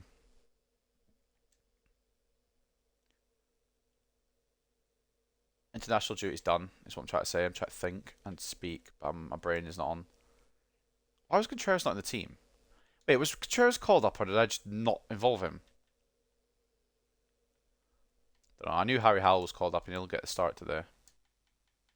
Even though Sarah and Rodriguez were decent, we're going to put Harry Howell in, Sarah on the bench. Bring in Palacios as well. He's not had enough game time this episode. And we'll bring in Mills as well, with Contreras back in. And I'm going to keep Mancini in for this last game. But I'll use Duncan next episode, because Mancini's had 5 games in a row today. Deservedly so as well, but still. Wait. Hold on. I have got a couple of questions. And the first question is, what sort of fucking Neves is that? Because if that's a Ruben Neves, I will be filing charges against this bloody game. If that's Ruben Neves, I'm not having it from this video game. I doubt it will be, but I need to check. Still got DeMarcos, who used to play for Bilbao. Granted, he's going down in overall, which is fine. Marquez we had a look at. In midfielder, isn't he? Who am I looking for? I forgot what I was looking for. Neves. Dennis Neves. He's a regen. Okay. I thought it might have been Ruben, and I was about to lose my mind. They've only got one goalkeeper on the whole team there. Honestly, they've not got a big squad. Wait, how many people have they got? 1, 2, 3, 4, 5, 6, 7, 8, 9, 10, 11, 12. They've only got 19 people in their squad, and we're sat here stacked with 50. Well, whatever. At least we've got numbers. Anyway, final game of today's episode. It is Hartlepool United versus Stevenage at Victoria Park. Results go our way, we could end up top. And in fact, I'm only going to put the Crew and Exeter goal news on because it's something I care about. If Crew can do us a favour, we might go top. Now, before I go in, I am going to go back on this menu and check it real quick. What's the goal difference? Ah, they've got 1 clear on us. But if we win and they lose, then we'll have 1 clear on them. We could end the episode top. Crew, if you could do us a favour, fellas, that'd be fantastic. So, final game of today, we've got Mancini in goal, Moffat and McGregor as the full-backs, Contreras and Galloway as the centre-backs, with Galloway captaining the side, Cochrane and Mills as the centre midfielder, and Cam, Palacios off the left, Roberts off the right, with Howell and Rodriguez as the strikers. At Victoria Park, it's Hartlepool United versus Stevenage. Now, I know for a fact, I can guarantee this already, Kai Brunker is going to put goals past me. And I already can't be bothered with it.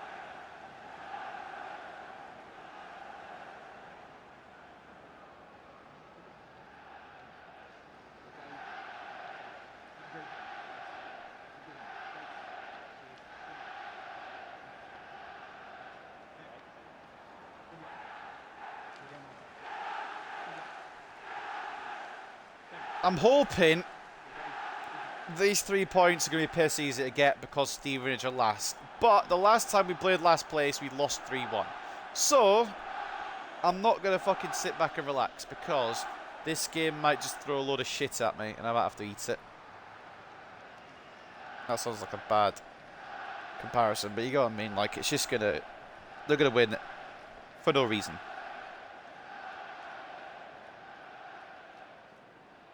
Thank you. Enjoy the game. But that right back, Thompson for Forest Green, might be making the move across the Hartlepool for the right price. Probably won't swap Ramon Alonso, but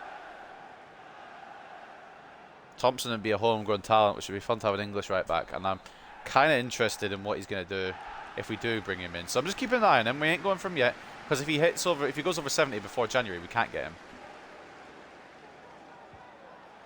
So that's an issue. But at the same time, fucking hell, Palacios, sent that man to the ground. Okay, Cochrane didn't get sent. Neves with a cat out. If we could not concede to Brunker inside the first 5 minutes, that'd be fantastic. Did I get to Contreras sooner there? That would have been so much easier if I could have just got Contreras sooner. At least he got the block in. Okay, we're not... Not only are we not passing, it's just... You know what? That's absolutely fine. Well done, Stevenage. You fully deserved that. It's auto-switching to my defenders. And I didn't want it to. You can see Contreras here. It's fucking switched to him and kept the guy on side. Now, I didn't know it had switched to Contreras. That's my fault, yes, but indirectly, because I didn't know the game was going to fuck me like that. What is the point? Auto-switching is the stupidest thing. Because when you don't want it to happen, it happens. And then when you do want it to happen, it's nowhere to be seen. I'm glad I put a limit to 5 games, because if I do any more than 5 games per stream, my head would explode, like genuinely. Doing these episodes gives me a fucking headache, and that's because I'm yelling all the time. How do you know I'm going to go there then, Clark, huh? How do you know I'm going to go there? Accidentally tackled me correctly. Dumb game. Alright, Galloway. That's the wrong player. Alright, bet. May stop Brunker from scoring, but Rasmussen's already got one, and he's offside. Good save from Mancini anyway. Just a reminder, by the way, this is 24th place. I should be surprised that they're in control, but it always seems to be the worst teams that do the best against me, and I'm not really sure why. I don't understand the programming of VA if they can't beat any other team in the league, but they can beat one of the high-flying ones. Like, it doesn't really add up to me. The Marcos is fucking pressing me like nobody's business. Why are they so good? Or maybe I'm just bad. I just can't get the ball. Whatever I lunge in with, it just... Apparently I don't have enough lunge. Yeah, this game... I think I might bin this game off and I might restart it, honestly. Genuinely. Where's my defense strayed off to there? Contreras just leaves the man behind. I can't be fucked with this game.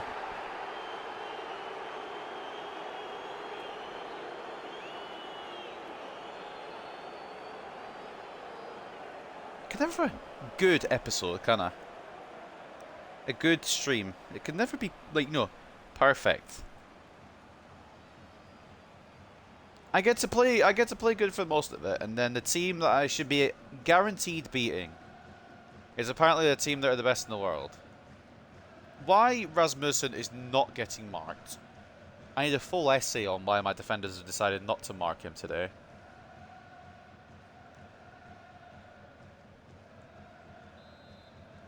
But also, why am I lunging and never getting the ball despite the fact that the lunge should get the ball? And the biggest question, how the fuck are these don't even associate with me. How can this pass go so wrong? There is Curtis Mills physically there. Right there. Just straight up. And it tries to lock onto Rodriguez, who is a mile away. I'm going to stop trying to pause. I've tried to stop pausing it and stuff, but I need a minute to compose myself because this game does my fucking tits in. Every time, it's the worst team in the league that beat me. McGregor deflects it for a corner. It could have ended up in his own net, and I honestly wouldn't have been surprised if it had.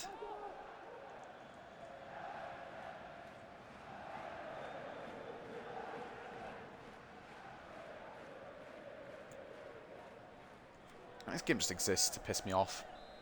Does a good job. Are they going short? Oh, they haven't gone short. Cochrane wins it. I'm going to try and counter Roberts, but it won't matter because he'll know where I'm going. Alright, come on. He's got the pace. Doesn't have any support. He's got to take it himself. It doesn't bounce back to my player. What's it feel like when it bounces back to your players, AI?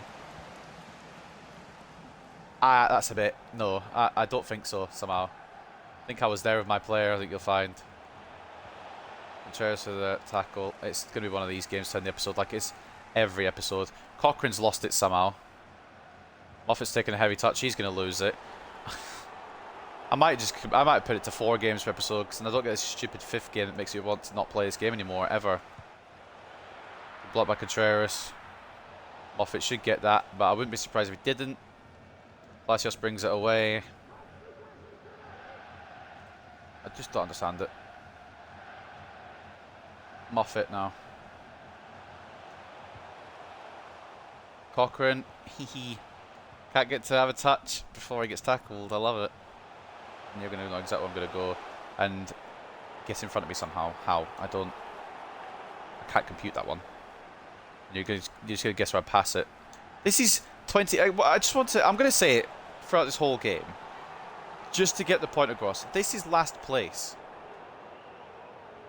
Why are they this good? I suppose I'm tackling and not getting the ball as well, and then my centre back's committed about 3 miles up when I don't need to be, and he's going to get a hat trick before the half. Yeah, but like beyond that, what like he's so. This game is so jarring, man. How does this go from I'm beating the difficult teams to losing to the easy teams? He's got his hat-trick. Well done, Rasmussen. We weren't watching Brunker, and Rasmussen's like, alright, or we were watching Brunker even. Rasmussen's taking full advantage of the fact that we were watching his strike partner. Not to mention the fact that I can't get the ball if I tried. And that's the goal difference. We're not going to go top, obviously. I don't think that's really needs to be said. But our goal difference that we built up this episode has now been obliterated, which is fantastic. I really like that. Oh, Roberts, if you're going to make a move, stay on side before I actually put my controller through your head.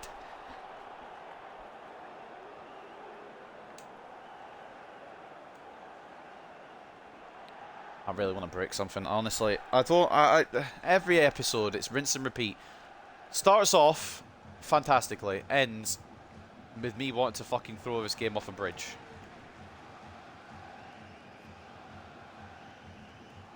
And I want to say I'm enjoying this career mode, and for the most part I am. But it's these fucking ridiculous games where last place fucking are the best team in the world. And I make a tackle and I can't keep the ball. It'll either go off the pitch or it'll go back to them. Like that. I've intercepted the throw-in, it goes back to them. Got a player there, they somehow sneak it through. Get the ball, they get it back immediately. Offside, whatever. I've already lost interest in this game. The fact that they're 3-0 up already, despite being bottom of the league, is actually fucking horse shit.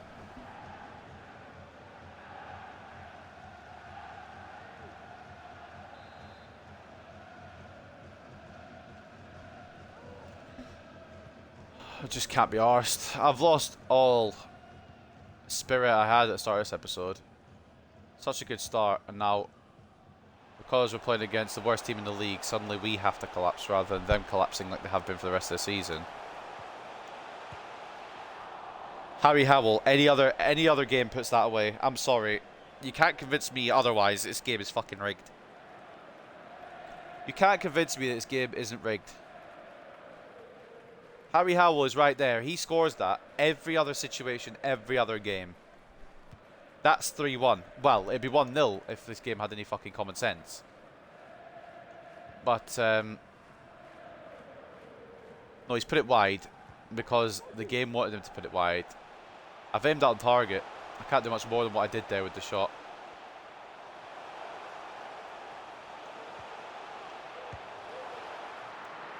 And now Prisbeck's going to be the fucking best keeper in the world.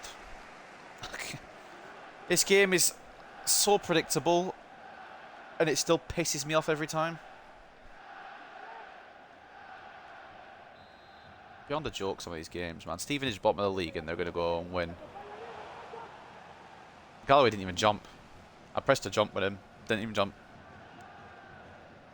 Couldn't be arsed. I think Van Coonten would have got above him anyway.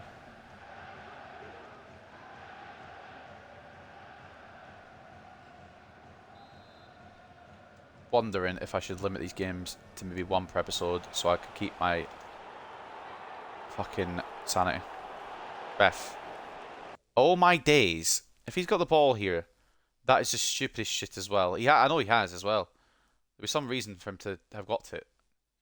So I pull it back with Rodriguez. Oh, now I think I see the issue here. Now, put your hands up. If you see the fucking problem here. Rodriguez, I'm trying to knock it back and pass it back. Now, as you can see, his foot goes through the ball. Now, in real life, that obviously wouldn't be a thing. But because EA, they can get away with it. So his foot goes through the ball. And as I'm trying to pass it, it goes back through. And then he gets tackled.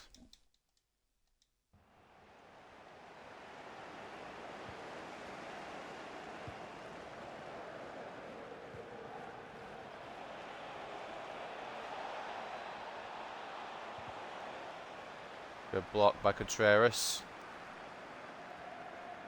Try to keep my composure. Just in case I can come back in the second half. I think it would be possible, but apparently Stevenage are the best team in the world today. Rodriguez is running to his strike partner. I just slid because I'm fucking losing my mind. How have my players fallen off a cliff here? They've been so good. Except for maybe Forest Green and possibly Wimbledon as well. But the rest of the game, they've been so good. Oh, the rest of the episode, they've been so good. The first two games, they were fantastic. So what's changed?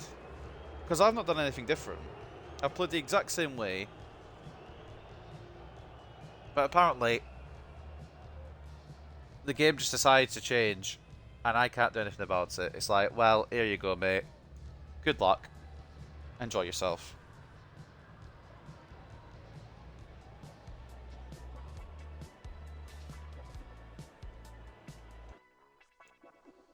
Well, probably an L here to end today, but I'm tempted just to skip to result, to be honest, because I don't want to play anymore of this gambling. It's not, I mean, it's gambling all over the place, isn't it? Gambling on Ultimate Team because you put real money in. It's gambling on career mode because you're hoping the game will work and it doesn't. 1-0 between Gillingham and Morecambe, 0-0 between Swindon and Doncaster, 1-0 to Crawley over Carlisle, 1-0 to Wimbledon over Grimsby, 1-0 to Colchester over Barrow, 1-0 to Harrogate over Rochdale, 1-0 to Tranmere over Forest Green, 0-0 between Salford and Sutton, and Crewe drawing 0-0 with Exeter, which means the league leaders are once again dropping points at the moment, but I can't do anything about it, because I'm 3-0 down to bullshit. 53 to 41 in terms of possession, 5 shots to 4, 1.8 expected goals to 1.2, all 3 of the shots on target have gone in. I'm not sure about that one, Chief, although I did have that last game, so I can't complain too much, but at the same time, it's a bit silly. I think the computer get it a lot more than I do. They've all got 1.8 expected goals as well, so how have they scored 3? Doesn't add up to me. On to the second half. And at Victoria Park, this might be one of the worst showings we've had this season. So let's have a better showing second half, boys. Not everyone want to walk out. I do have Rodriguez running in there, but he was marked, and I don't know why Howell didn't make the move. Maybe he didn't feel like it. Who knows? Chairs could tackle. No reward. And now both of my set backs are out of position. Got to switch my left back after 3 attempts of trying. Neves for Stevenage. One more goal probably. Nope, off target from Jake Reeves. Marquez and Roberts for Reeves and Neves. I also feel like, and I might be alone in this, and I probably am because I'm in complain mode now rather than happy mode. I feel like I'm putting my players in the right place, and then once the AI take over them, they move them out of the way. And I don't know if anyone else feels like that with their players, but that's how I feel, because I feel like I'm moving my players into the situation, and then suddenly they're moved out without me doing anything, and they get through. It was very obvious where I was going with that. Going there. Oh, bollocks. Oh, bollocks. It's up in a... Never mind. Double team effort. Gets the ball back. Cochrane. Howell. I don't think Rodriguez is running there. He's got the ball back to try again. Extra leading anyway. That's cool. Galloway. I think we play extra next episode. We'll probably get battered in that one. Probably get 7-0 or something inexplicably for no reason. And I'll have 5 expected goals and I'll have 3 or something. Offside. Did we not employ linesmen for this one? No. Oh, he's kept on side by fucking Galloway. I want to throw myself off a cliff. Albert, hope you're well. Sorry I'm busy. No worries, man. I was well up until the 3rd game of today's episode, and now we're deep in the 5th, and I want to fucking end this game's existence. So that's where we're at. Mancini's had such a good episode, but then today he's decided to be an idiot, I guess. He's put his hand out of the way of the save there.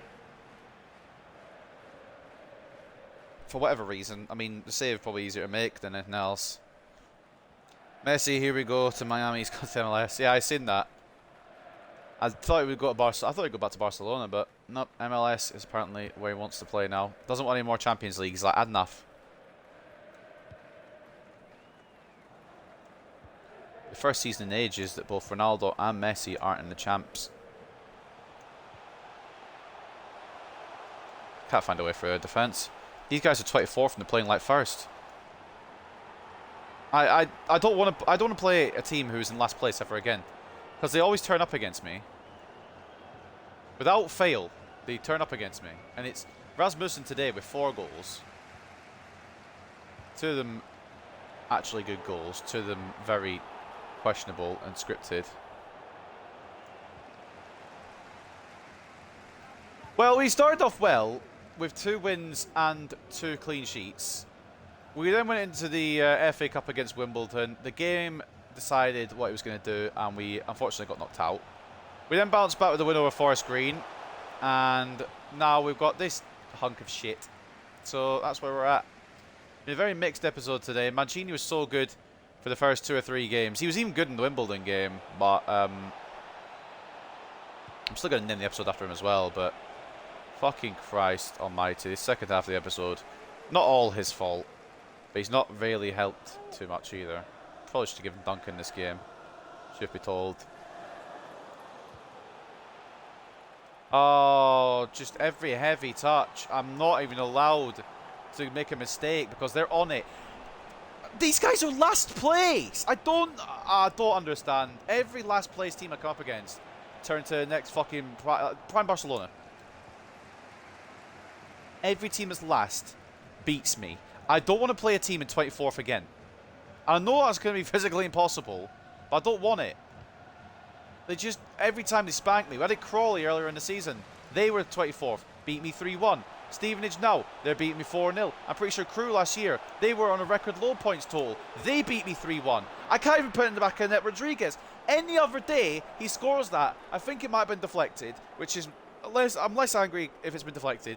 But I'm just angry at the world with this game. The worse the team is, the harder they are. Absolutely. This game has no fucking rhyme or reason. You think if they're worse, they'd be worse, right? If they're lower in the league, they wouldn't be as good. No. Fake news. It's like fucking, if you went to the Premier League, you play Man City, you'd probably beat them, but you'd lose to Southampton.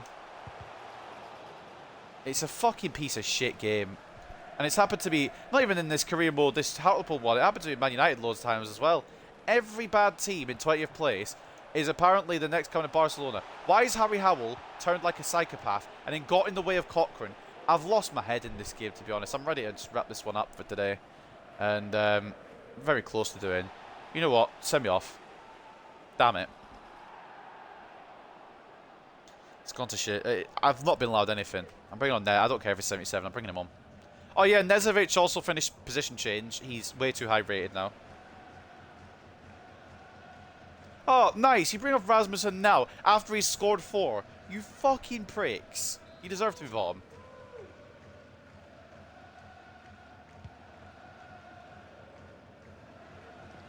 These guys were 23rd at the start of the episode. I thought, alright, go to bottom, we'll be alright. No. They had a shit episode until us. And then they decided, you know what? Laugh. Let's have a laugh here and fucking spank these cunts out of the universe. It's not even how I've aimed it to. Whatever. I mean, Crew haven't done anything for us anyway. Exeter winning. Oh, piss off. Good save. Tried to put it straight to the box there to March. Moffat was there, thankfully. I'm surprised the fans are booing. I'm surprised they're not all left. I'd have left by now.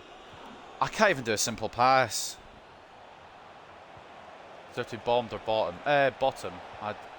That too. Fuck Stevenage.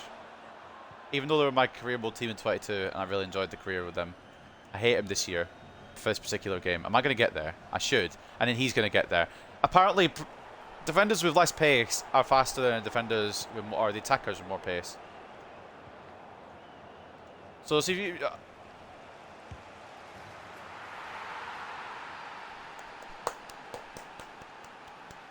Well done, FIFA 23. Congratulations. You're a very good game, aren't you? One of the best games I've ever played, and I'm not even being sarcastic. So, let's walk through this one together. I've got the tackle in, and I have played it in the complete opposite direction. Because, I mean, it might sound like a random question. Why would I play it to the striker there, do you think? Let's take a look. Let's go into a little instant replay since the game's over and the episode's nearly at its conclusion anyway. So we've got voice went a little bit there. We've got McGregor here. Good old Ollie McGregor. Covering for Alonso now because he's got a 7-month injury. So the plan was for McGregor to make the tackle and play it to is it Galloway there behind him, behind the striker? He's the one that's the ball's meant to be for. For whatever reason, it has gone the other way to the striker. And because I've lost anyway, he even fell over after the pass, you know, just for theatric effect. I don't know what he's fallen over, his own brain cell apparently. And because Mancini has gone from one of the best goalkeepers in the world to one of the worst in his final game, it's 5-0. And we've taken a pasting. Why, you might ask? Guess as good as mine. Because the game wanted to have a laugh, I suppose. Am I going to get a chance to get one back? Go on, Harry. Yeah, fuck this team entirely. Any other day, the chances that we've had to go in, but it's today, innit? Rasmussen gets 4 attempts, 4 goals. It's interesting, that, innit? When the game wants you to lose, you're going to lose. Doesn't matter what you do. Yep, absolutely. I'm just glad this is the last game of today because I think if I had to play any more, there would definitely be multiple pieces of controller all over my room. I'd have to buy a new one.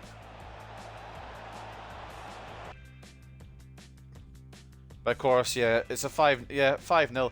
You know what? It makes a lot of sense based off the stats, to be honest. I mean, my shot accuracy wasn't perfect. But 5 shots on target for Stevenage, I think. Or is that 6? My maths might be off. They've scored 5 of them because they have. 52 to 48 in terms of possession, 9 shots to 7. 3 expected goals to 2, apparently, is what the game has said here. But what really has happened is it's 5-0. So that's the way we go, unfortunately. Just want to check something, actually, before we go into the player stats.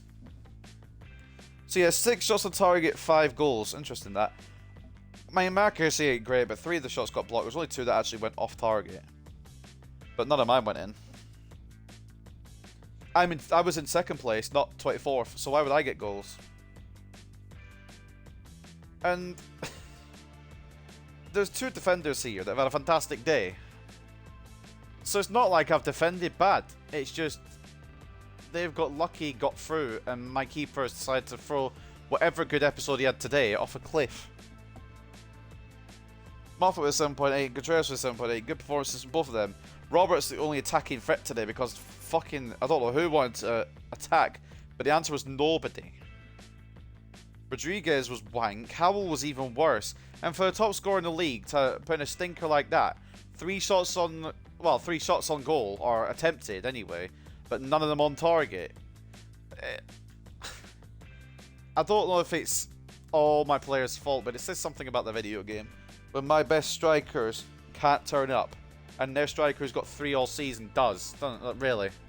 Got more in the fucking Rasmussen guy got more in the game today than he had in the whole season after 16 games. Now there's something a bit weird about that, but you know, FIFA's gonna FIFA, innit?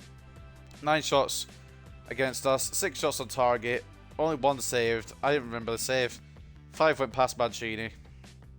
As for them, you can take a pick. Somehow I think that just kind of says it all, doesn't it? Somehow the guy with 4 goals wasn't even the best player. FIFA, I've got to ask, what the fuck are you doing? How is it that a guy with 4 goals has an 8 rating, and the guy with just 1 has an 8.5? Someone's going to have to figure that one out for me. But anyway, Reed with a goal and an 8.5. Clark with an assist, an 8.1. Rasmussen, who I'd never even heard of, he's only got 4. So fair play to him, I guess. Reeves with 2 assists and a 7.3. And Brunker getting involved as per usual. Didn't score today. We stopped him from scoring, I guess, is a positive. But we did lose 5-0. 6.7 and an assist from him. And I just, maybe it's fucking Grimsby. Maybe it's fucking, well, Grimsby are one as well. But maybe it's fucking Stevenage that are a bogey team. 2 shots we had on target today. I'm not saying we should have been in the game at all. But Stevenage, they're taking a piss a bit, aren't they, really? Well, what a way to end an episode that started off well. But an episode that has ended with me wanting to put my head through a wall and my controller through my TV.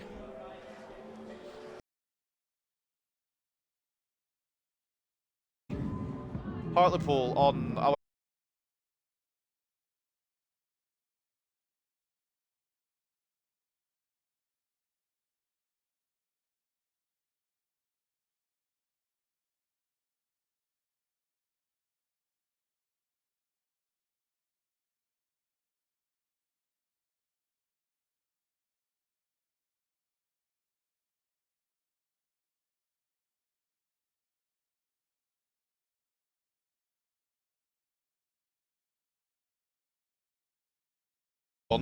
whatever we built today is gone.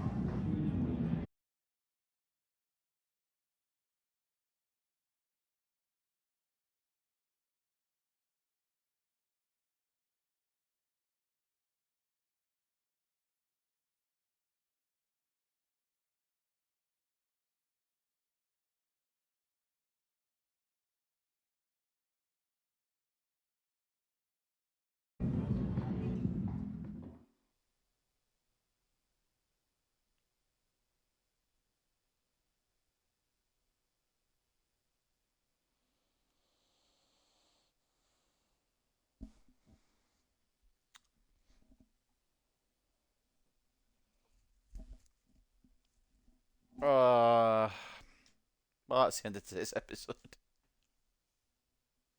And I've got no audio, so that's always good. Audio issues happening now, it's incredible timing. Yeah, it's fantastic. I want to rant. Twitch is like, stop yourself. I'm still not sure whether I want to actually go through with the sale of Guzman yet, so I'm going to decline for now.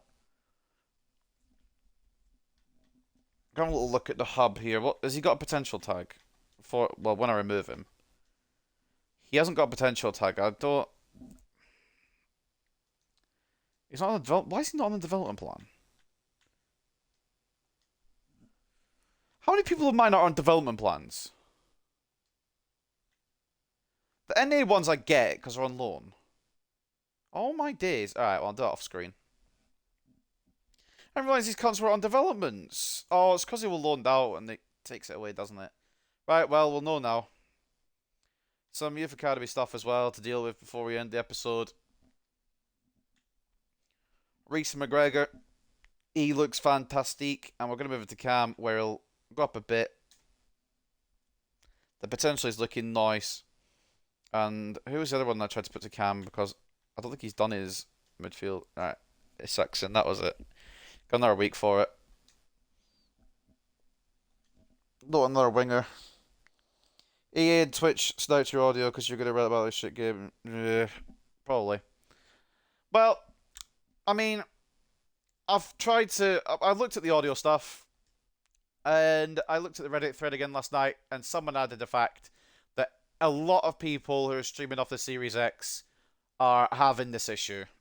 So what I've realised is that Xbox Series X and Twitch can't get their shit together.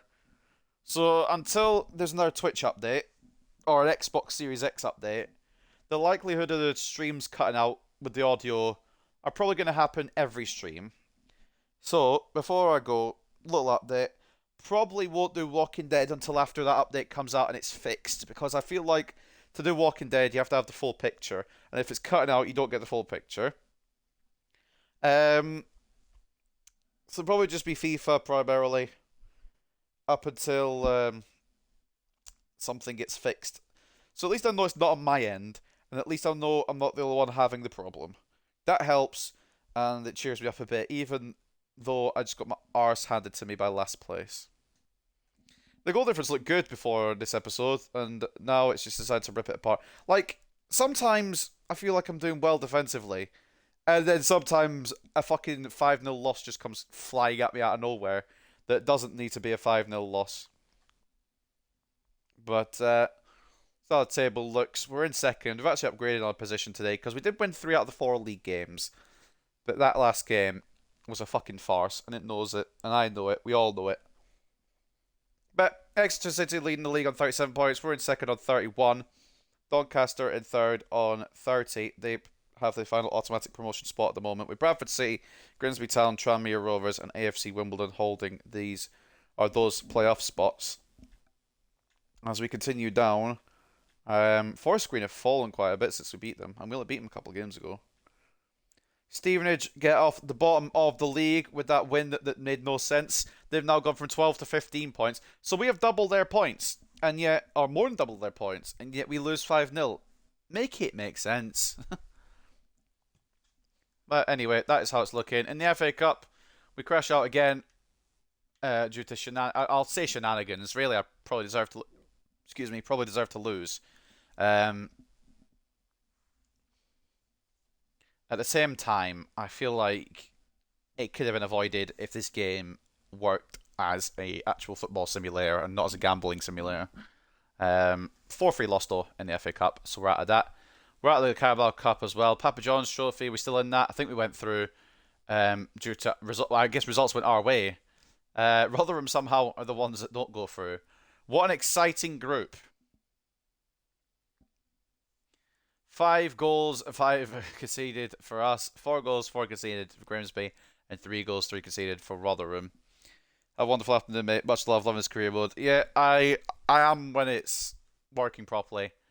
And when it doesn't, I want to throw myself off a cliff. But, at the moment, we're going to keep going on. We'll keep on keeping on. With audio issues, with stupid results, we'll get there.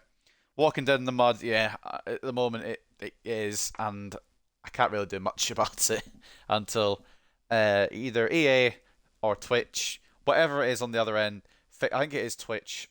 I think it is streaming off of Xbox Series X is fixed. But until then, I guess we'll have to wait till that. So I'm just going to go through our teams quickly. Doncaster and Bolton go through Group A.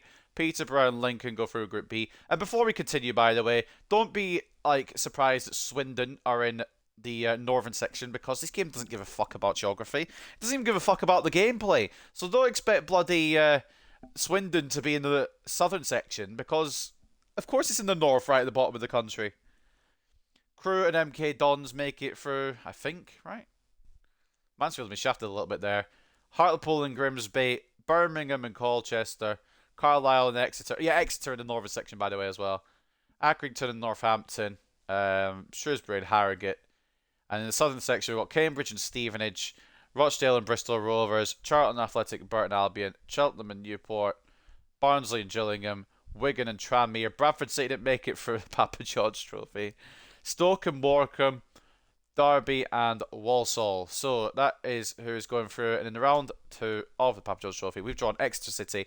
Oh yeah, we've only got to draw the League 2 league leaders. We're going to get knocked out of the fucking another cup, ain't we? I suppose we could have got much worse, really. Some of these are League 1 teams that are really championship quality. So I guess it's okay. I'll just have to grin and bear it. Iron Sheik died. Yeah, I didn't read about it. I saw it pop up on my phone. It's mad unfortunate. One of the best characters that they had. And he stayed in gimmick even on fucking Twitter. It was funny to watch his tweets be tweeted. Stoke fell off so hard. Yeah, I wonder what they're doing in League 1. You know what, we'll have a sit and just have a little chat here because I've got fuck all else to do. I mean, I do have to go out soon, but beyond that. Stoke are in 2nd, so they're not doing too bad in League 1. Derby top. Birmingham are in 14th in League 1. Okay. Accrington, Northampton, Bolton and Port Vale. Bolton could come down to League 2. Huh. Northampton could come straight back down despite having a cracking season. Where are Cambridge? Cambridge are in 10th, you know. Some interesting fucking tables there. Right. We'll wrap this episode up because I know people got to get on with their days. So, review the results and we'll see what we've got next time. So, this episode was all over the fucking joint. Kicked off with a 2-0 win against Colchester, followed by a 3-0 win against Harrogate. I thought, this episode won't go bad. This episode will be fine. 4-3 loss to Wimbledon in the FA Cup. 3-2 win against Forest Green. I thought, okay, we'll get back on track. Boom. Last place win against me. 5-0 loss. That makes absolutely no sense, but it's the way it is. So, next episode, we've got Sutton away, Exeter, the league leaders at home, which means we could be at the top at some point next episode. We're actually going to play Exeter twice, which should be fun. So, like I said, we've got Sutton away, Exeter home, Crewe away, and if they're bottom at that point, we're going to lose to them. Salford at home, and then we fucking play the league leaders again in the Papa John's Trophy. Can you tell I'm happy with this scheduling? So, stats at the moment, Harry Howell is still toppers of the scorers listers. Yep, 11 for the Welshman in 13 appearances. We've got Rodriguez in 5th on 9, and Sarr got a bit slower this year, and he was meant to be the one that was meant to bring in the goals. He's got 6 in 14, which ain't awful, but I thought he'd be scoring more than he has, if I'm being truthful. Assists, Calvin from Ochoa, he's top of the assist list. He's come back off his loan like a fucking madman, so fair play to him. 7 assists for him. Mills and Rodriguez with 5 each. And have we got anybody else in here? No. And the clean sheets, Blackman's running off with it for Exeter now. He's got 10 clean sheets. And there's a reason they're top of the league. Because they're fucking good defensively, I guess. Duncan's on 3. Mancini got 2 today. And he's had 2 in just 5 appearances. So fair play to him as well. But Smith from Morecambe's had 1 and 1. Alright, that's a shot off, mate. I always loved his passion for hating Hulk Hogan. Motherfucker just like me. Alright, take a look, see how the stats are looking in the team. Most games played will probably still be Rodriguez. Yeah, Rodriguez and Nezovic on 19 games each now. Nezovic got his position change, is now a 77 rated. So we're going to put him out on loan and probably send him on a permanent transfer somewhere because it's unfair to have a 77 rated at this level. Top goal scorer at the moment is Harry Howell with 12 goals. The strikers have carried for real this season. Even Arango has carried for real. He's got more goals than some of the starters in this team, which is a bit mental. 12 for Howell, though, 9 for Rodriguez, 6 for Sarr, 5 for Arango. And I'm wondering, do we put Arango in the team ahead of Sarr? And I'm potentially thinking yes. Roberts with 3, Galloway with 2, Cochrane with 2, Nezovic with 2, Cho with 2, Malanga with 1, Watkins with 1 on loan at Mansfield, Martinez, Palacios also with a goal each. And for assists, it's 7 for Ochoa, 6 for Rodriguez, 5 for Mills. Yet to find a goal this season, which is interesting from Welsh midfielder, but 5 assists nonetheless. 4 from Roberts, 3 from Cochrane, Howell and Sarr, 2 from Malanga, Nezovic, the injured Ramon Alonso, who won't be featuring again this season, unfortunately. 2 from Arango as well. A goal contribution every match. That does good for him and his standing in this side. A goal or assist as well for Palacios, Munoz, Martinez, Duncan, and Carpenter. And the clean sheets, I didn't even check, but they are currently held by Contreras and Cochrane. If you play these two in the team the most, that's where you get the clean sheets. And also, I'm pretty sure Nezovic is going to cost a lot now because of his position change. So I might get more to add to the kitty when we do sell him. I ain't keeping him around because it's not fair.